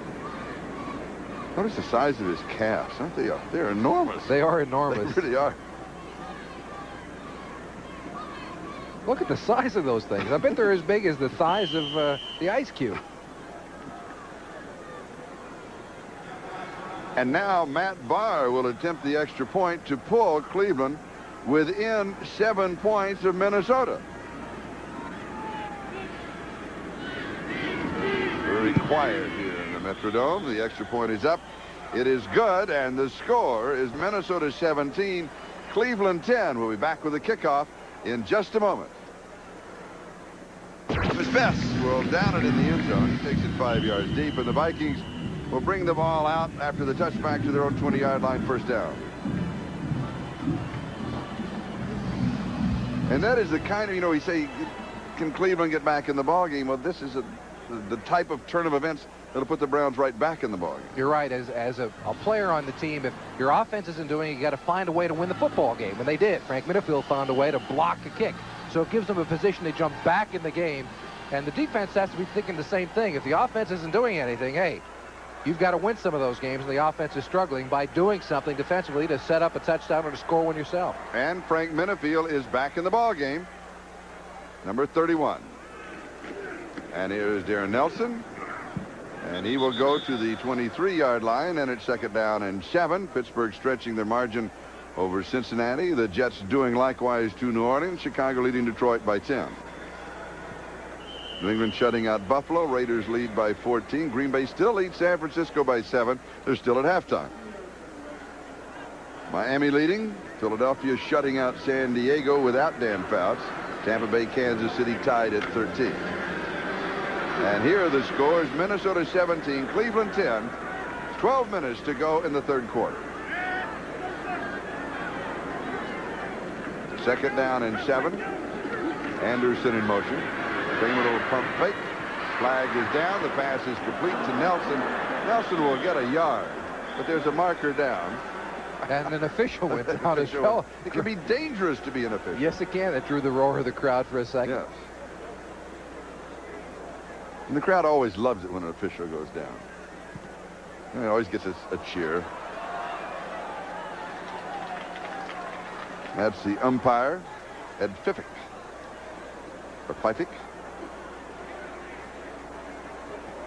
Here's the view from the secondary, and this time it's a man-to-man coverage. You see Minifield, bottom part of your screen, number 31. He's man-to-man on Anthony Carter. And when that happens, usually a running back is able to spring underneath. It looked as if they were trying to set up some type of a screen there to somebody up front. You saw number 67, the center, Dennis Swilley, standing around. But they get the holding penalty, and that'll negate any gain that they made on that play. Illegal use of hands. Number 51, offense. Second down. Jim Huff has the penalty called against him. And the ball goes back to the 13, so it is second down and 17. An interesting turn of events. Should the Browns defense now hold for a couple of downs, and the Vikings then are forced to kick, and Cleveland could come up with some pretty good field position for their first possession in the second half. They have not had the ball on offense in the second half, although they have scored. And Rice, he's going to lose a yard to the 12, I believe. It's going to be 3rd down and 18. Carl Hairston was there to make the play. And this does change the entire complexity of the game. Yes. Think of Minnesota's side of it. From Minnesota's side, they go into halftime leading 17-3, dominating the football game. And right away, things change around completely. There's Chuck Nelson, you see, warming up. He may be the new punter. Wade Wilson may have gotten shelved after punting through the first half and getting that last one blocked. But now, after dominating the football game, they're up by just a touchdown. The pass is complete to Jones, and he is out of bounds, short of the first down, 27-yard line. And it will be Chuck Nelson to kick. So Wade Wilson, after doing a good job in the first half, he punted the ball very well, gets one block, and they say, well, we can forget about that. We'll do it with somebody who gets paid to be a kicker, and that happens to be number 1, Chuck Nelson. 4th down and 3. The line of scrimmage at 27-yard line. And Gerald McNeil is set for a return. He's been pretty well shut down. And it's a terrible kick. We'll stay away from it. And it's going to go out at the 50-yard line. 23 yards on the kick. And the Browns have the ball at the 50. And they trail by 7. That Felix Wright went in to score from 30 yards out, and and has let the Browns back in the ball game as they have a first down at the 50, and their flags down as there was jumping by Doug Martin. Now the question is whether or not he was drawn off. If he wasn't drawn off, then it'll be first down and 5 at the 45-yard line. It's going to be against the Vikings. Now we've got 10.5 minutes to go in the 3rd quarter. Doug Martin, lower part of your screen, 79. He's quick, but he's not that quick. Yeah, that's right. 79 defense. First down. No wonder he's quick. He had a rolling start. And Cody Risen, number 63, is trying to tame Doug Martin. Risen, of course, the best pass-blocking offensive lineman that the Browns have. Kozar in the first half, 4 of 8 for 50 yards. Also, he was sacked 4 times. He lost 37 yards in sacks. So he has a net of only 13 yards passing in the first half. And this is the first opportunity in offense in the second half.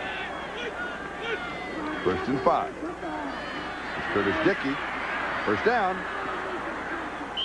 to the 35-yard line. So you'll pick up about 10 yards in the play. Gerald Robinson makes the tackle. And the Browns have the first down. Now, if you will recall, at the start of the ballgame, they were running very well. Then they left the run and went to the pass. They did not pass well. They're within 7 now, and they're playing only half of the field because they had the ball at the 50-yard line. Stay with your running attack. Well, they only threw the ball 8 times during the first half, though. They simply didn't have the ball enough to try to do something with it. Now here in the second half, they seem to be getting the breaks. They're in the Minnesota territory by just getting 1 first down. I think they've got to try to mix it up. The problem they've had is a lack of balance. Too much passing, not enough running. Curtis Dickey. 26-yard line, so he has a gain of 10 and then a gain of 9, and John Harris makes the tackle. Hey, now you better go with it, you know. I mean, now it's starting to work for you. Don't change up now. A good run by number 33, Curtis Dickey, picking his way through, getting some nice blocks. Ozzie Newsome, number 82, downfield, helping him out.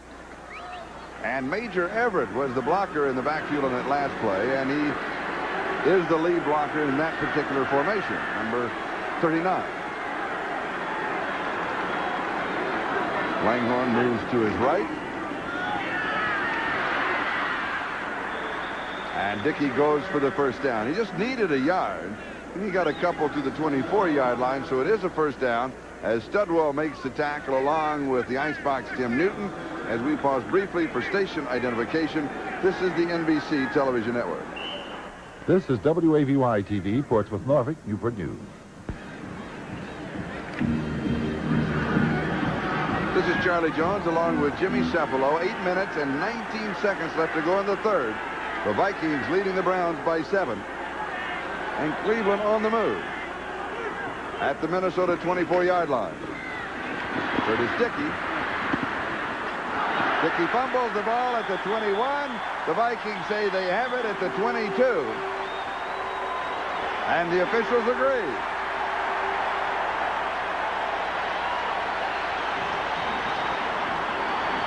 So a big break for the Minnesota Vikings, once again engineered by their defense. We've got a timeout, and we'll be back in a minute. If you don't have a lot of experience, you've got a tough linebacker inside. You think about him running through the hole, and maybe you lose concentration on carrying the football. And Studwell recovered the fumble, and the Vikings get a first down at their own 23. In traffic, it is Steve Jordan, the tight end, with a first down. And Chip Banks makes the tackle at the 36-yard line. Gain of 13 yards on the play.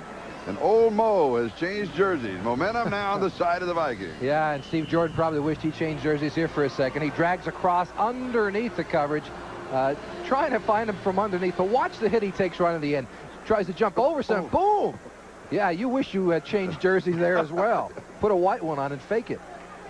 That was Eddie Johnson, number 51, trying to cover him across the middle. First down at the 36-yard line. Vikings in their own territory. 7:19 and counting. Kramer going deep. And it's there. Alan Rice.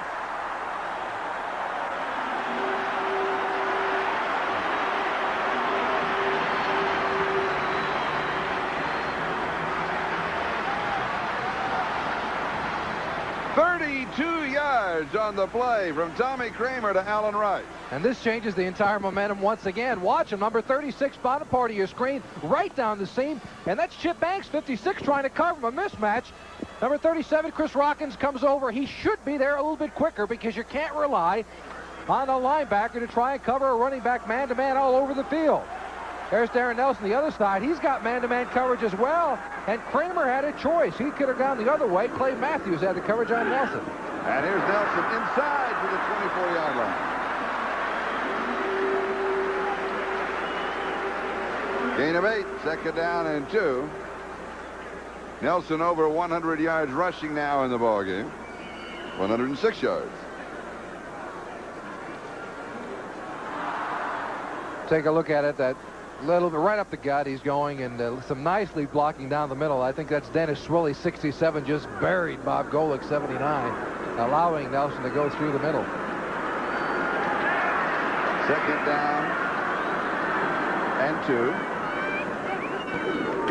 And here's Nelson again. And he leans to the 21. Should have the first down. You can add 3 more yards to his total.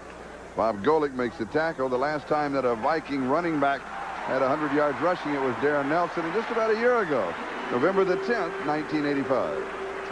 It's a good matchup inside between Swilley, the center for the Vikings, and Bob Golick, the nose tackle for Cleveland that time. Golick wins the battle, stuffs it up, and Darren Nelson has nowhere to go.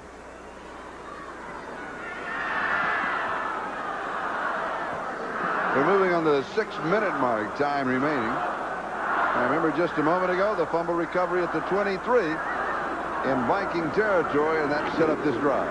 And the first back through is Anderson. And Alfred Anderson out of Baylor in his 3rd year in the National Football League goes to the 16. A gain of 5. 2nd and 5.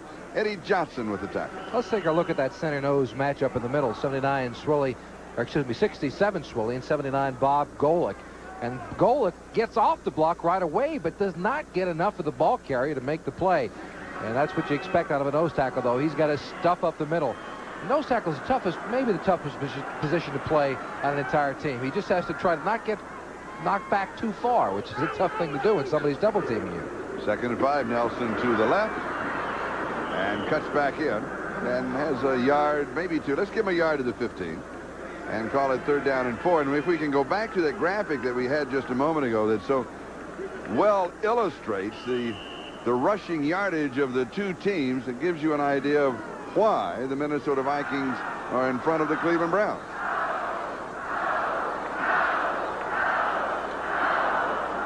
And that's not the graphic we were looking for.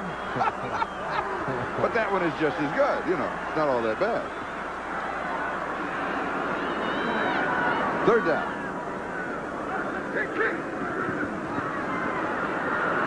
Kramer in zone, and it is incomplete. Crowd wants a flag. Steve Jordan, the intended receiver. Ray Ellis had the coverage. All right, the crowd here wanted an interference call. Let's take a look at it, and you tell us what you think. No, I don't know. No. Jordan just was diving forward for the football, and it appeared from a wide angle that maybe he was getting a little bit of help by Ray Ellis, but not the case on the close-up. And so Chuck Nelson is in with a field goal attempt. He is 1 for 1 in this ball game, hitting from 33. And on the year now is 9 of 11. This one from the 22-yard line, an attempt of 32 yards.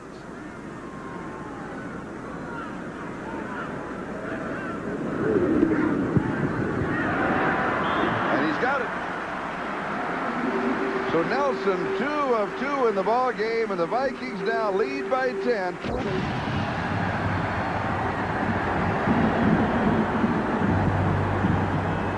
Nelson again, the script-type kick, and McNeil on the return. We've been shut down in the ball game. Wayne Wilson, the running back, makes the tackle, 15 yards on the return.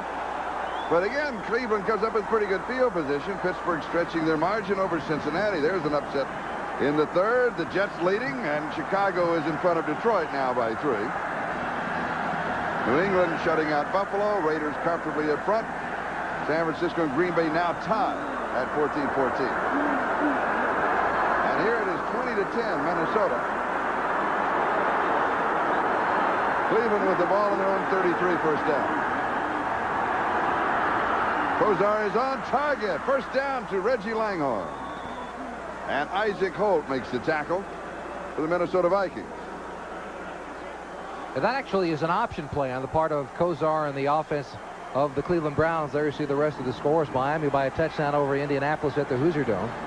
Philadelphia by 6. Kansas City now in front of Tampa Bay. He had to come from behind to do that. Kozar had the choice to going to the right to Ozzie Newsome or downfield to Langhorne. There you see Newsome, number 82, the top of your screen. He has Langhorne wide open, so of course he takes the one downfield. Kevin Mack, the remaining back. Quick Same screen play to the right side. Newsome. Ozzie Newsome now with a reception in 106 games. Dolman with the tackle. Here's Ahmad in New York. All right, Charlie. In Houston, the Raiders' Mark Wilson finds Todd Christensen on this 3-yard touchdown pass. It's Christensen's 3rd touchdown of the day. The Raiders lead 28-7, third quarter. Thank you, Ahmad. We're back here at the Metrodome, moving on the 3-minute mark, time remaining in the third quarter. Second down and 6. Here's Curtis Dickey. Dickey has the first down. Almost breaks it. He gets across the 40 to the 38-yard line, picks up 12. And a first down against the Vikings. John Harris with a tackle along with Chris Martin. And he lost his helmet along the way. Dickey had to find it downfield. Here's the blocking. Take a look. We mentioned upfield prior that their offensive line has been having some problems with injuries, but there's a nice leap block by Kevin Mack, allowing Dickey to get upfield and into the secondary before John Harris makes the tackle.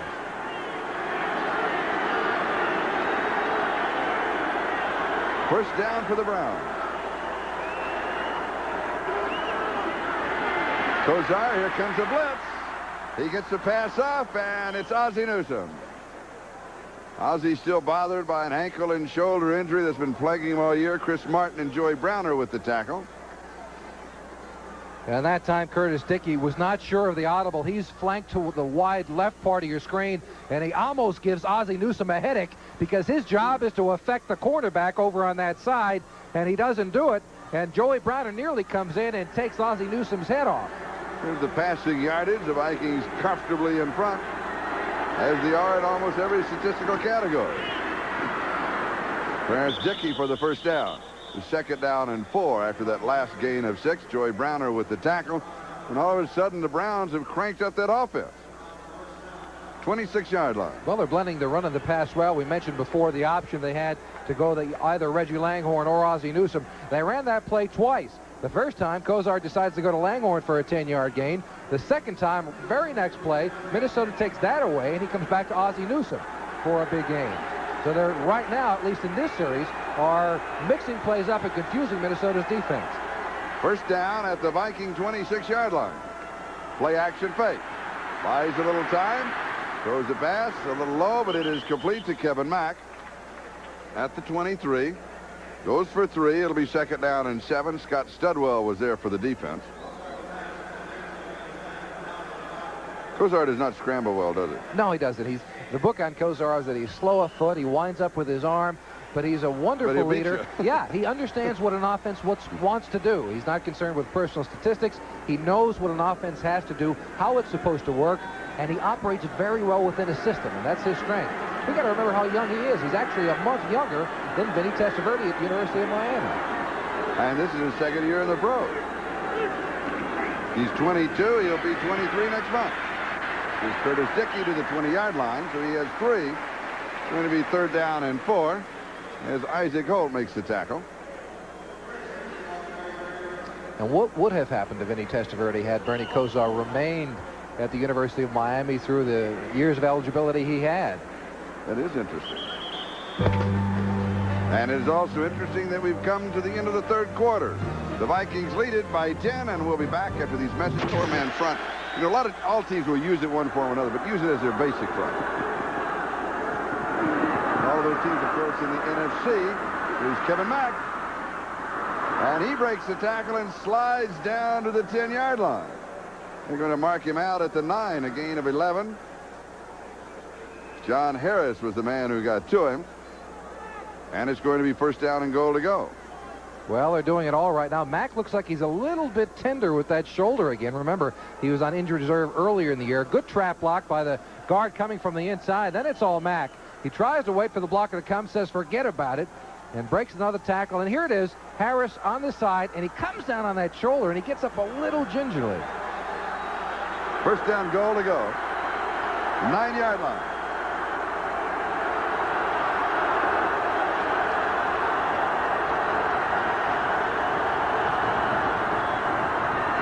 Curtis Dickey will mark his progression to the 7th, where it will be 2nd down and goal to go.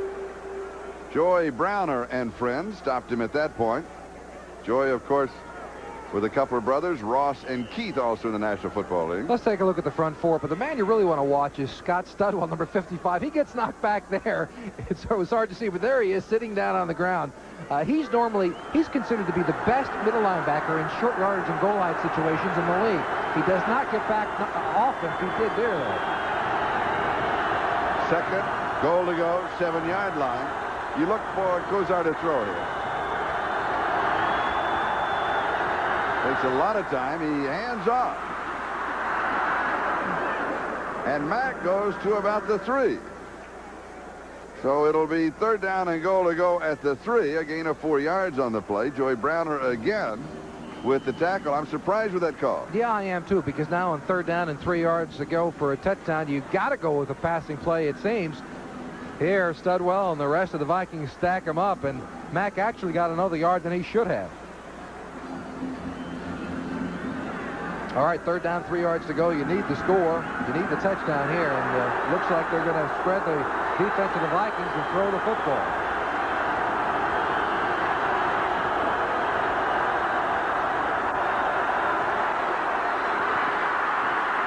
There it is, and it's dropped. Langhorne was open.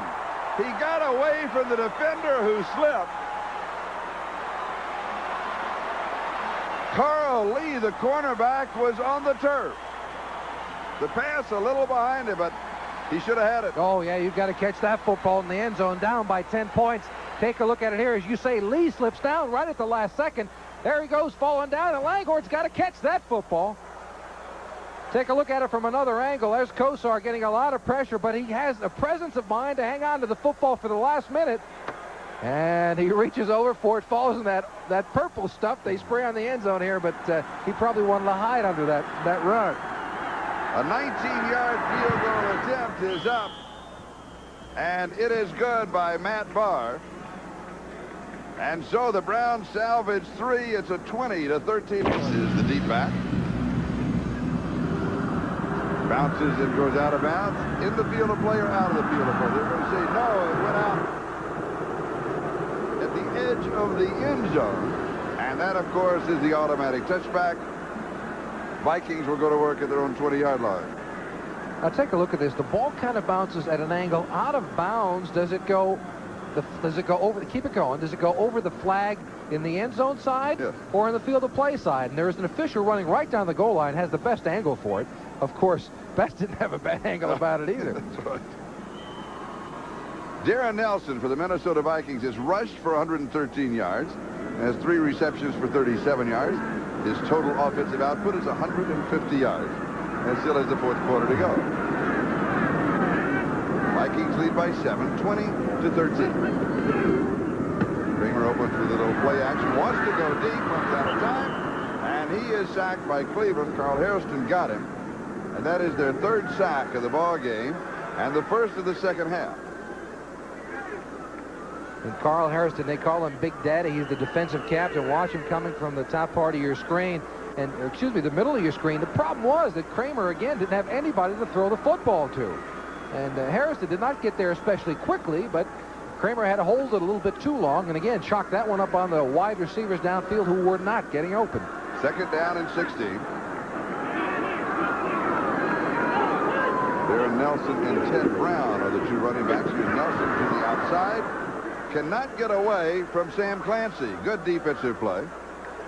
And let's check the games in progress. We have some interesting ones working. Look at this. Pittsburgh, Cincinnati. Now that means that Cincinnati, they're going to be 5-3. And if Cleveland can pull this one out, they'll be back in a tie for 1st place. Jets leading New Orleans. Chicago leading Detroit, but only by 3. And remember that Minnesota is just a game back of the Bears. New England continues to lead. The Raiders lead. San Francisco and Green Bay. There's a couple of Bay cities. And they are tied at 14. They're down in 17.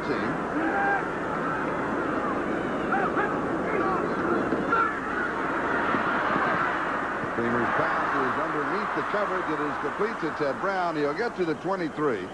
So he'll get 10 of the 17 back. It'll be 4th down and 7. We've got a kick coming up, so the excitement is back in the punting game for the Vikings. Chip Banks with the tackle. Miami leading the Colts, but it's been a struggle there in the 4th quarter. Philadelphia with still another field goal, and they lead San Diego 9-0 in the 3rd, and Kansas City in front of Green Bay in the 4th by 7. And Chuck Nelson, no, it's not Chuck. Is that Chuck Nelson? Nelson is now punting. Yeah, the first one he had only went about 23 yards. To see if he does any better this time around.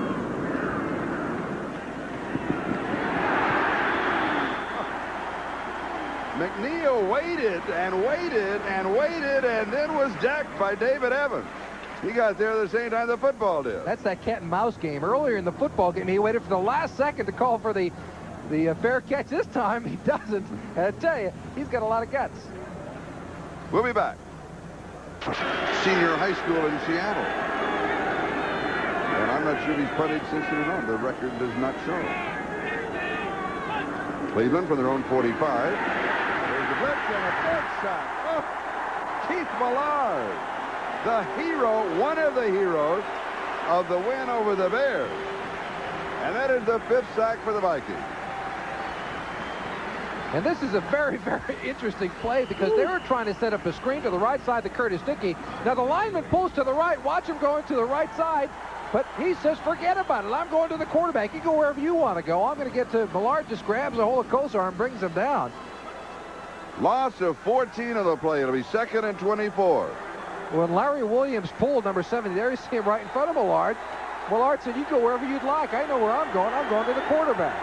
Millard has 3 of the 5 sacks. Far side, it is overthrown. Webster Slaughter, the intended receiver. Carl Lee had the coverage. It is 3rd and 24.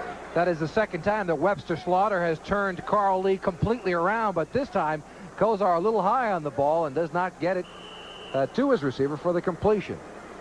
Pittsburgh in front of Cincinnati. Jets in front of New Orleans, and Chicago just out in front of Detroit by 3.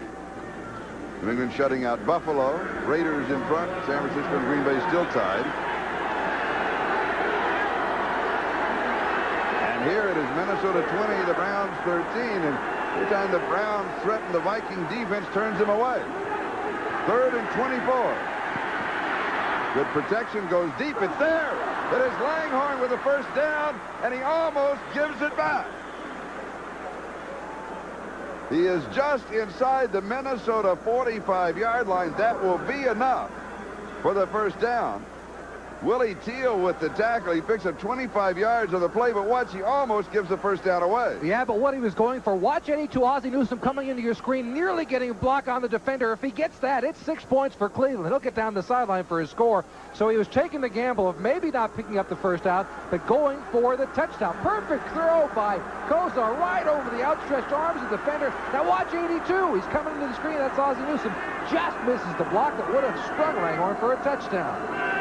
So the Browns turn the big play, and Kozar with pressure steps forward. He goes deep, has Langhorne there. He can't get to it. He had a step on John Harris. It'll be second down and 10. Back at the 45-yard line is where the officials have marked the line of scrimmage. And Brian Brennan bringing the play in for the Browns. Miami leading the Colts by 7. Philadelphia up by 3 field goals. Kansas City in front of Tampa Bay. And here the Cleveland Browns continue to threaten as Pittsburgh is leading Cincinnati, and that would mean that if Cleveland could pull this one out, that they'd be tied with Cincinnati. And Minnesota chasing the Chicago Bears in the Central Division of the NFC. Here's the draw, and Curtis Dickey gets back to the line of scrimmage, and he's lucky to do that. And it'll be third down and 10. Joey Browner with the tackle. And good penetration by the front four of the Vikings that time. Didn't give Dickey much of a chance to get turned upfield. Not a bad call, though. It's, that little bit of a delayed draw. Kozar had been throwing the football, throwing it successfully. The front four of Minnesota is very aggressive. And because of that, it works. So that's Millard sitting on the sideline, so he is not in the football game right now. But those draws work well against a very aggressive front four, usually. There's just a little tape job on their side of Millard. Third down and 10. Here comes pressure. Kozar can run for it. He throws, and he overthrows Ozzie Newsome, and Newsome was in the open. Kozar not throwing well on the run. No, he's not throwing well on the run there. He had all the time in the world, too. He had pressure initially, but had more than enough time to set himself and get the ball to Ozzie Newsome, who was wide open after the scramble. There you see the pressure coming from the inside, but he escapes it, and he's got a lot of time to get the ball over to Newsome, who's wide open. He may get into the end zone if Kozar is able to deliver the ball. Gossett going for the corner. Can be caught. It is. At the 2-yard line. It will be down at that point. And guess who it was? Dede Hoggard was there. It's a 48-yard kick, and we'll be back in a moment. I thought Dede was going to call for the kick. And here's Darren Nelson. And now what this all has set up, the Vikings are on their own 2-yard line. Now, they don't have any kind of a kicking game. So that if the defense of the Browns, this time led by Anthony Griggs, can hold Minnesota here, then that means that Chuck Nelson probably will kick, or they might bring Wade Wilson back in because he kicked, pretty good in the first half. Browns can come up with good field position again, so it's up to the Cleveland defense right now. Yeah, this is a vital series for Minnesota because they've got to get at least one first down, and despite that total yards discrepancy, the Browns are right back in this football game because of the problems of the kicking game, and that means Kramer has got to get a first down here or the Vikings are in trouble.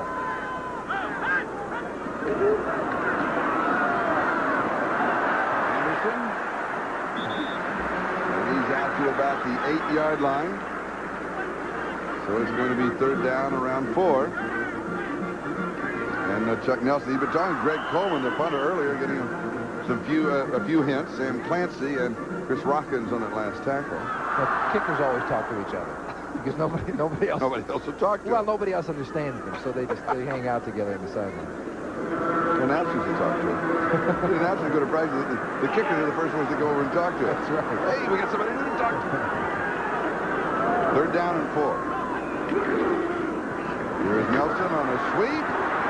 Fumbles the ball. It goes out of bounds. The last possession was the Vikings, and they'll have the first down. And Minifield was going to argue about it, but there's no argument there. The ball clearly out of bounds. Minifield tried to keep his feet in bounds and grab the football over the sideline. It does not appear that he was able and successful to do that. Now let's take a look. Nelson, the ball punched out by a linebacker coming from the inside, and watch Minifield come over. Number 31, does he keep his feet in bounds to hang on to the football? No. Nobody tried. Absolutely not. He's going to argue about it, though. Well, that wasn't Minifield. Dixon. That was Dixon. Minifield was arguing, but it was Dixon who got the ball.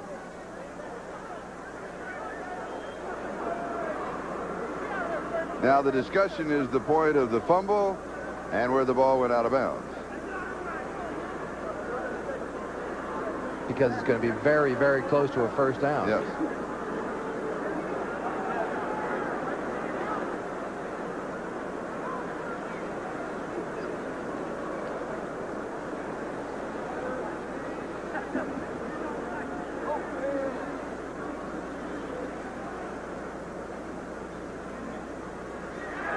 First down.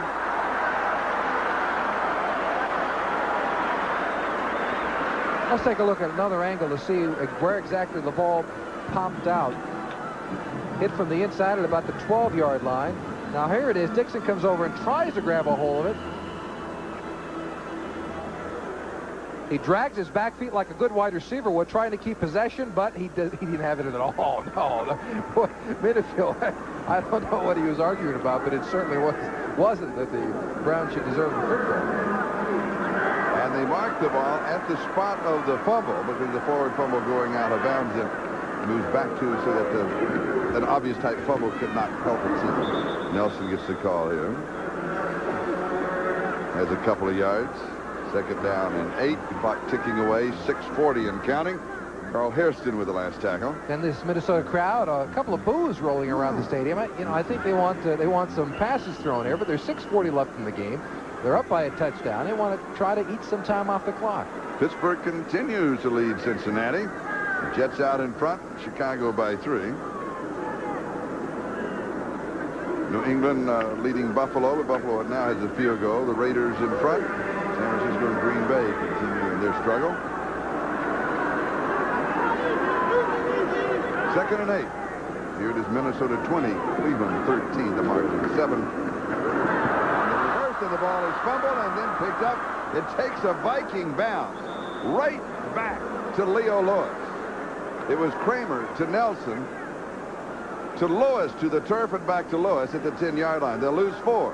And so after the crowd yells a little bit about the conservative game, they come back with a play that is anything but conservative. And because there was somebody right on Kramer, that was Chip Banks, number 56, he's forced to kind of toss the ball at Lewis. Lewis, very fortunate for the Vikings, hangs on to the football. Going back to that measurement that you saw, you're talking about a rule change of this year.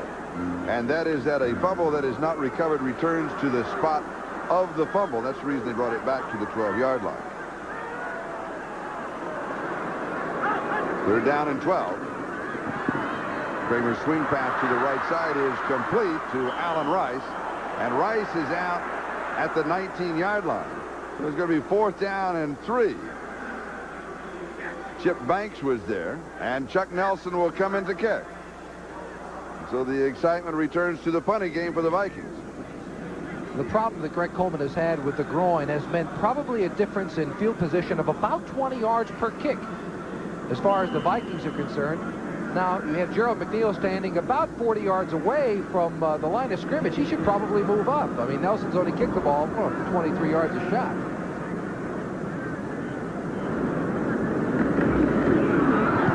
He gets it up. It is high, and it is short, and it is out of bounds. And so the Browns have field position again at the Minnesota 37-yard line. So he could have maybe gotten a little bit better yardage out of that. From the 37-yard line, Kevin Mack. We give him 3 to the 34, 2nd and 7. Scott Studwell with the tackle. Today's telecast presented by authority of the National Football League, intended for the private use of our audience. Any rebroadcast or other use of this telecast without the express written consent of the Minnesota Vikings and the National Football League is prohibited. And that is Gerald Robinson, #1 draft choice, the rookie out of Auburn, who is the injured player for the Vikings. He's a defensive end. He was a linebacker in college. He started a little bit slow and then really played well against the Chicago Bears last week. Was named the NFC Defensive Player of the Week because of his 2.5 sacks against the Bears. Let's take a look at where he's injured. Number 95. There it is, getting rolled over on his leg. There you see him laying on the ground. They appear to be working on the knee or ankle. The clock is stopped with 4:57. That is the time remaining in the game. And as we wind down to the end of this particular game, I always think whenever I come to Minnesota about the last time that I was here doing a football game, it was between these same two teams, between the Minnesota Vikings and the Cleveland Browns back in 1980.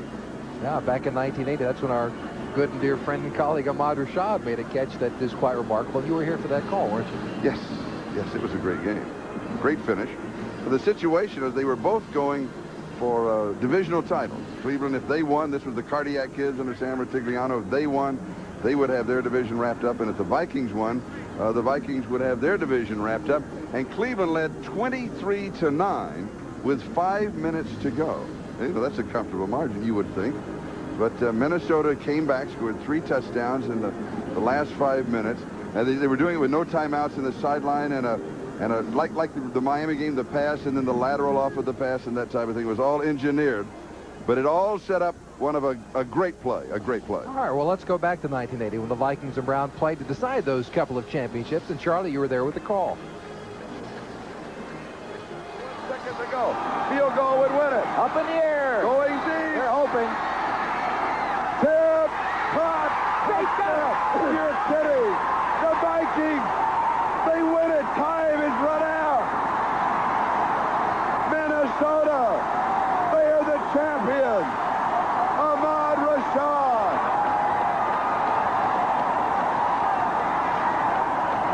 Everybody in the booth is saying they win the title. I've already told you. They win the title. Ahmad Rashad with a mustache, too.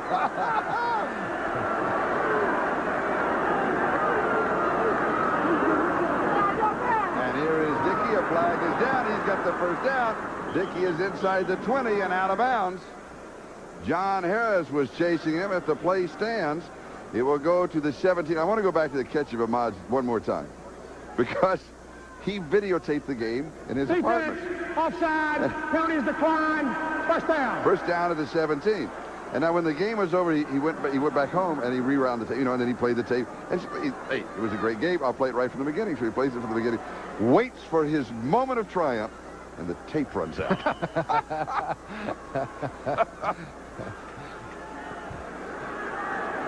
That sounds like a story Ahmad would come up with too. Yeah. I want to get that one in writing.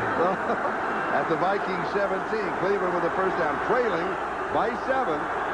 Just over 4.5 minutes left to go in a game that begins to feel of overtime. Here is Langhorne in motion. Kozar throws at the last moment, and his receiver falls down, and there are no flags. Webster Slaughter, the intended receiver, Carl Lee, had the coverage. It'll be second down and 10 at the 17. And that's the matchup that Cleveland wants because Slaughter has done a very good job against Carl Lee, but twice now Kozar has been unable to get the football there. This time it may be a catchable football, but Slaughter falls down. He thinks he had his step, and Kozar looked like a good throw in that case, but they simply weren't able to match up. Second and 10 at the Miami 17. The blocking back is Major Everett, and Dickey is the I-back. Langhorne in motion, and here is Dickey behind Everett. Nicely looks like got it. Oh, yes. Good fake at the 10-yard line. Saw the opening to the right and scores the touchdown.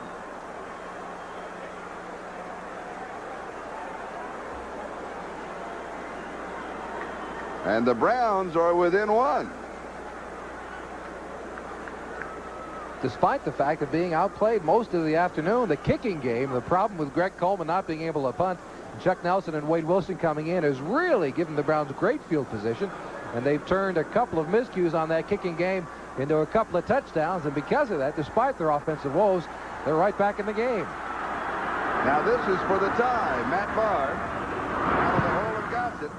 A flag is down. 2 flags are down. The kick is through the uprights.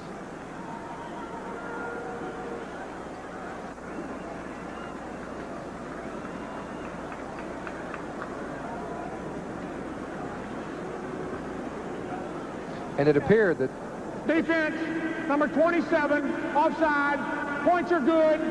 The Rufus Best. A yard deep. He's going to run it out. And he fumbles. And Cleveland has the ball. The Vikings come up with the football. Excuse me, the Browns with the football. And once again, it's the special teams that are going to, it puts the Browns in position to win the football game.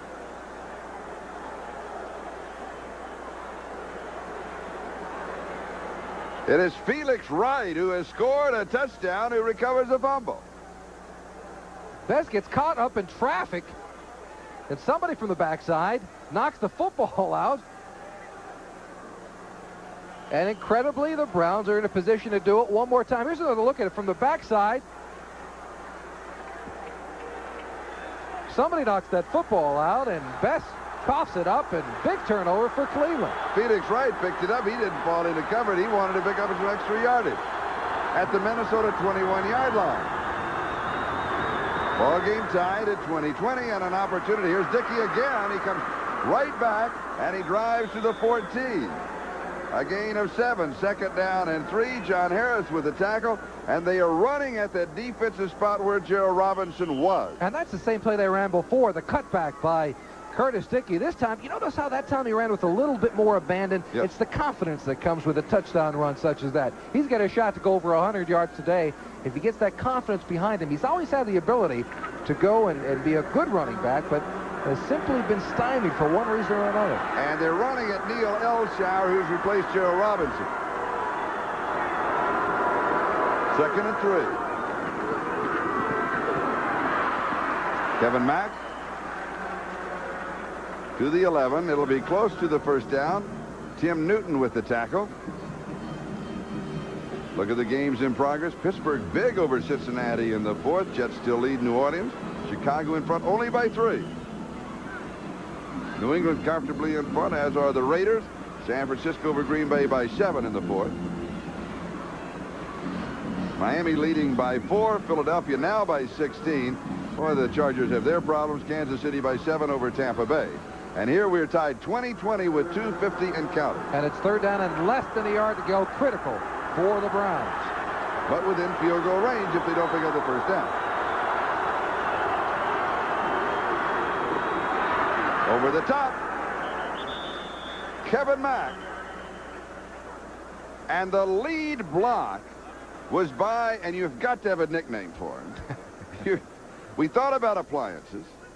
He requested that he be called the Glacier. Dave Pazula, the lead blocker, number 72. Here's his block. Look at this.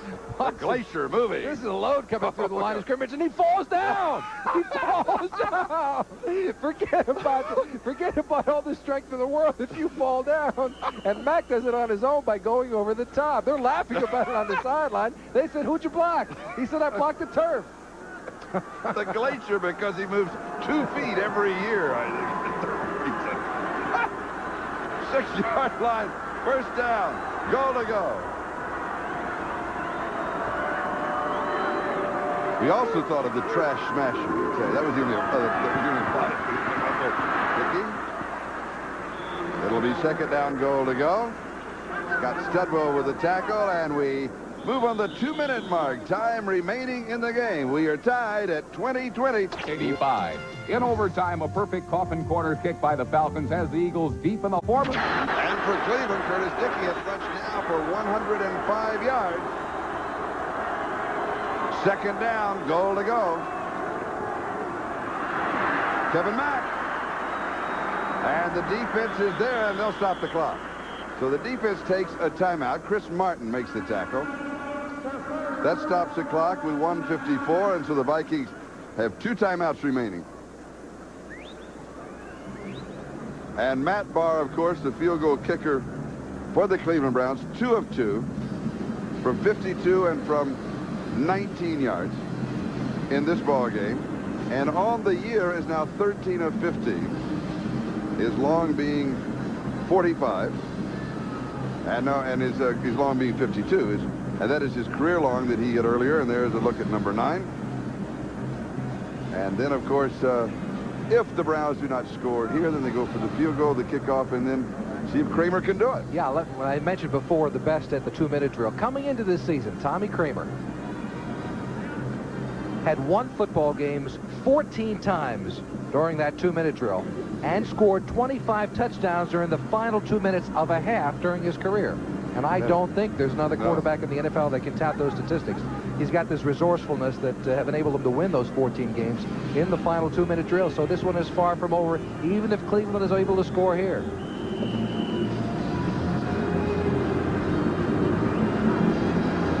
We're tied at 20-20. It was tied at the end of the first quarter, 3-3. Minnesota comfortably in front of the halftime, 17-3. At the end of the third quarter, it was 20-10 Vikings. Now it's 20-20. Third down, goal to go.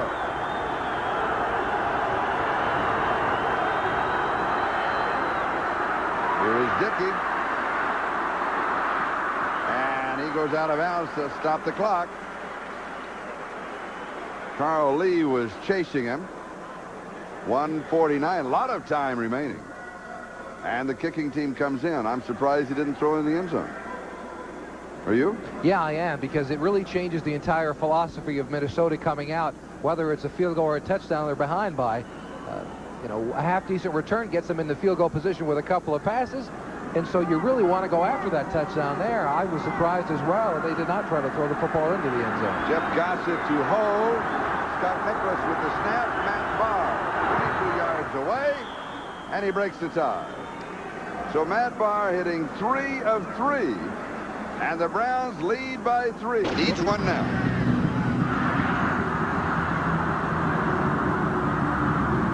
He gets one of about 24 yards.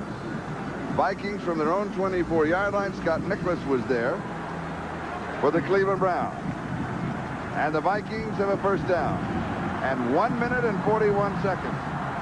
And here comes Tommy Kramer, the miracle worker. Can he do it again?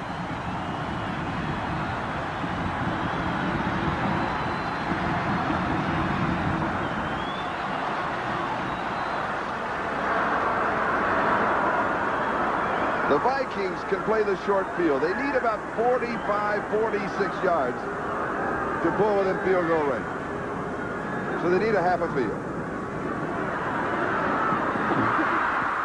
Allen Rice, and the clock moves.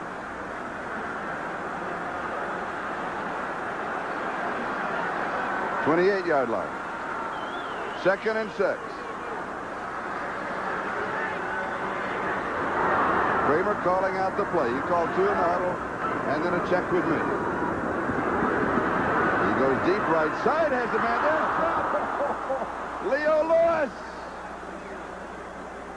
Not only a big play as far as yardage was concerned, he could have picked up another 5, would have been out of bounds to stop the clock. Right, he's heading out of bounds. A nice throw by Kramer. He's got to catch this football, step out of bounds. Oh, you got to make that catch, Leo, with 1 minute and 12 seconds left in the football game, out of bounds, close to midfield, with plenty of time to get downfield and score a touchdown or kick the field goal.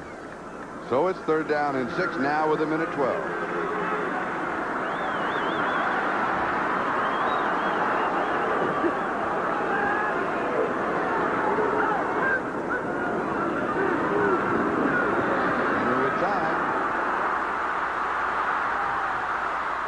Fumble, left back to a lineman. Tim Irwin, the ball, did that just pop loose? He's got the first down. Oh, yeah, that smacked right back out of his arms into it. Very surprised, Tim Irwin. Now, I know that Kramer is a gambler, but I couldn't believe that one. No, this just popped straight out of his arms. Kramer coming upfield, trying to put a move on. Forget the move. Rockins knocks the ball straight out. And luckily for the Vikings, Irwin hangs on to it and gets upfield and gets the first down. Minnesota, their second charge team timeout.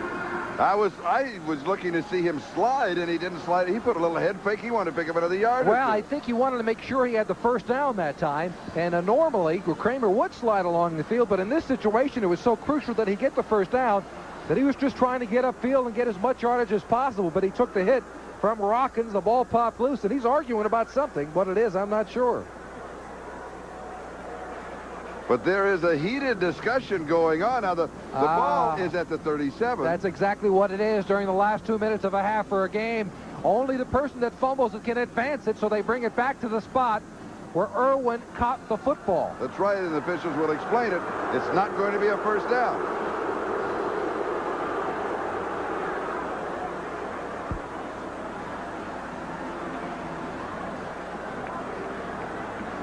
Now, Tom Dooley, the referee, should go on the microphone and explain this, not only for the television audience, but also for the crowd here.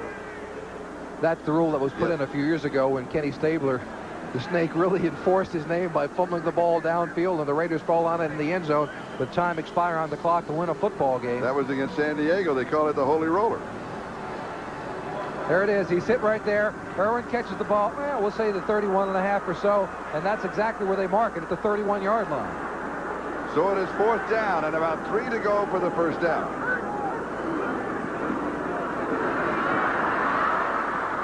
Kramer goes back to the far side. This time Lewis holds on. First down, 56 seconds. Now left. And the Vikings still have that one timeout. They need that timeout to get their field goal team in. That's right. They've got to hang on to it and save the timeout. Same play, same exact spot on the field, only this time Leo Lewis comes up with it on 4th down. Watch him coming from this side of the field all the way across.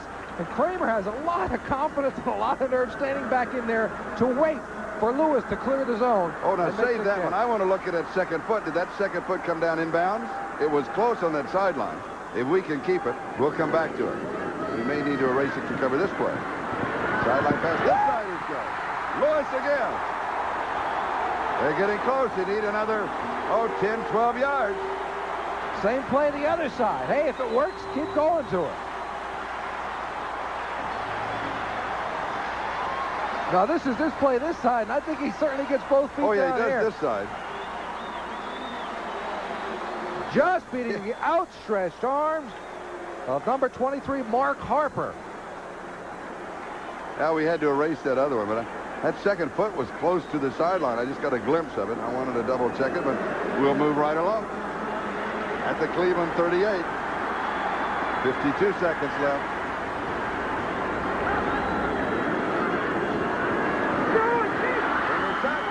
And the Vikings recover. Dennis Swilly falls on it, the center. Now with Dave the sack, Pazzulli was there for Cleveland. I'm sorry, with the sack, the clock stops until everybody gets back and gets set. But they've taken their final timeout. The third and final team timeout. I'm amazed. Well, now that reduces the field now. Now with 40 seconds left to go in the game, they have got to go sideline patterns because they throw it in the middle of the field and they risk not getting their field goal team on in order to at least give it a try. They recovered it anyway, but I think they mark it back at the spot. And there is Dennis Swilly recovering, and the 4th sack for the Cleveland Browns. Because usually you want to save that. Yeah, you do. You really want to save the last time out to get your field goal team on the field, because it doesn't work when you're trying to exchange the offense for the field goal team, and often enough the clock will run out. So you try to save the last one. Be sure to stay tuned for the exciting second half of NBC's doubleheader that most of you will have an opportunity to see, however, not in the Minnesota area, and that will be the Seattle Seahawks against the Denver Broncos. Your team plays here on NBC. Now, let's go back a couple of 3 plays to that pass to Lewis on the right side, and let's watch that second foot. All right, 1 and 2. Oh, yeah. he does. Yeah. He does. Good call, but it was close.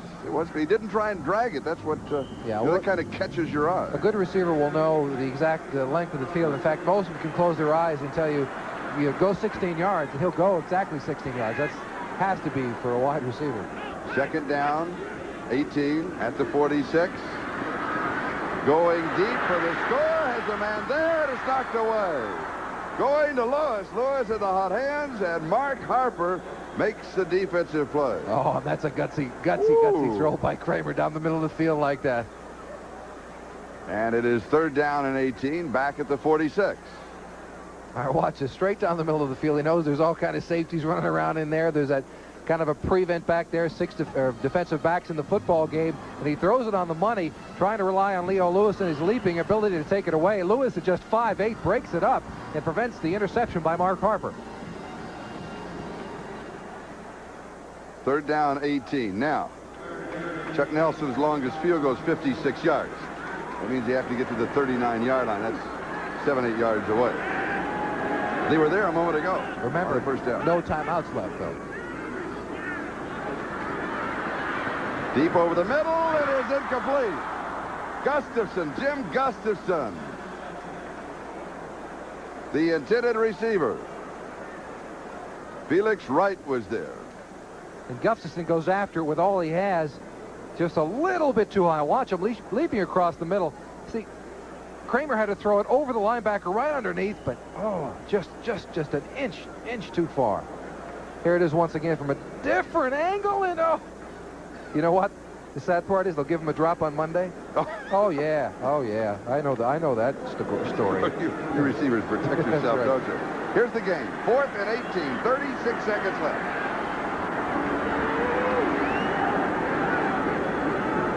Got to have at least the first down.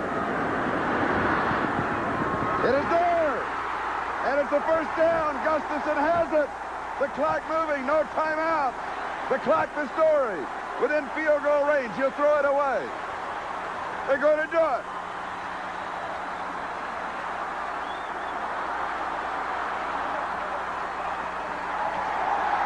Left. Now Kramer may want to go for the score. But they're not going there. They're going to go ahead and try the field goal with 12 seconds left.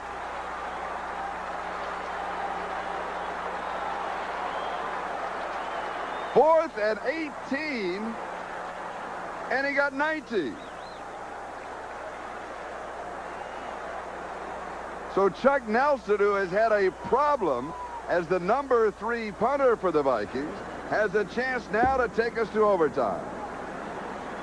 And Coleman, the man who has not been able to punt all day, is holding for him. Kramer has thrown for 271 yards. 45 yards away for the tie. It is short. It's coming up short.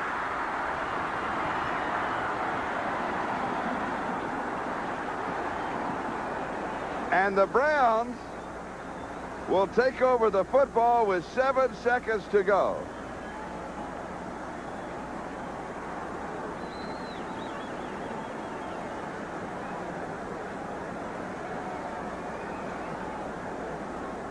He knew it right away.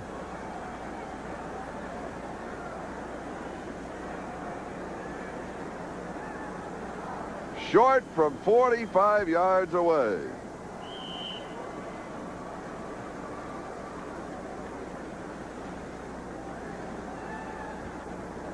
And so if the scores hold, the Cleveland Browns will regain a share of the lead because Cincinnati being blown out by Pittsburgh in the AFC Central. Minnesota with no timeouts, and the Cleveland Browns, losing to Green Bay a week ago, come into the Metrodome against a team that defeated the last 2 Super Bowl champions, the 49ers and the Chicago Bears, and the Cleveland Browns pull off the upset 23-20. And resourcefulness is what did it. Their special teams turned the ball over for them, scored a touchdown, and despite a lackluster offensive performance by Cleveland, they win it 23-20. We'll be back to continue the review of today's game.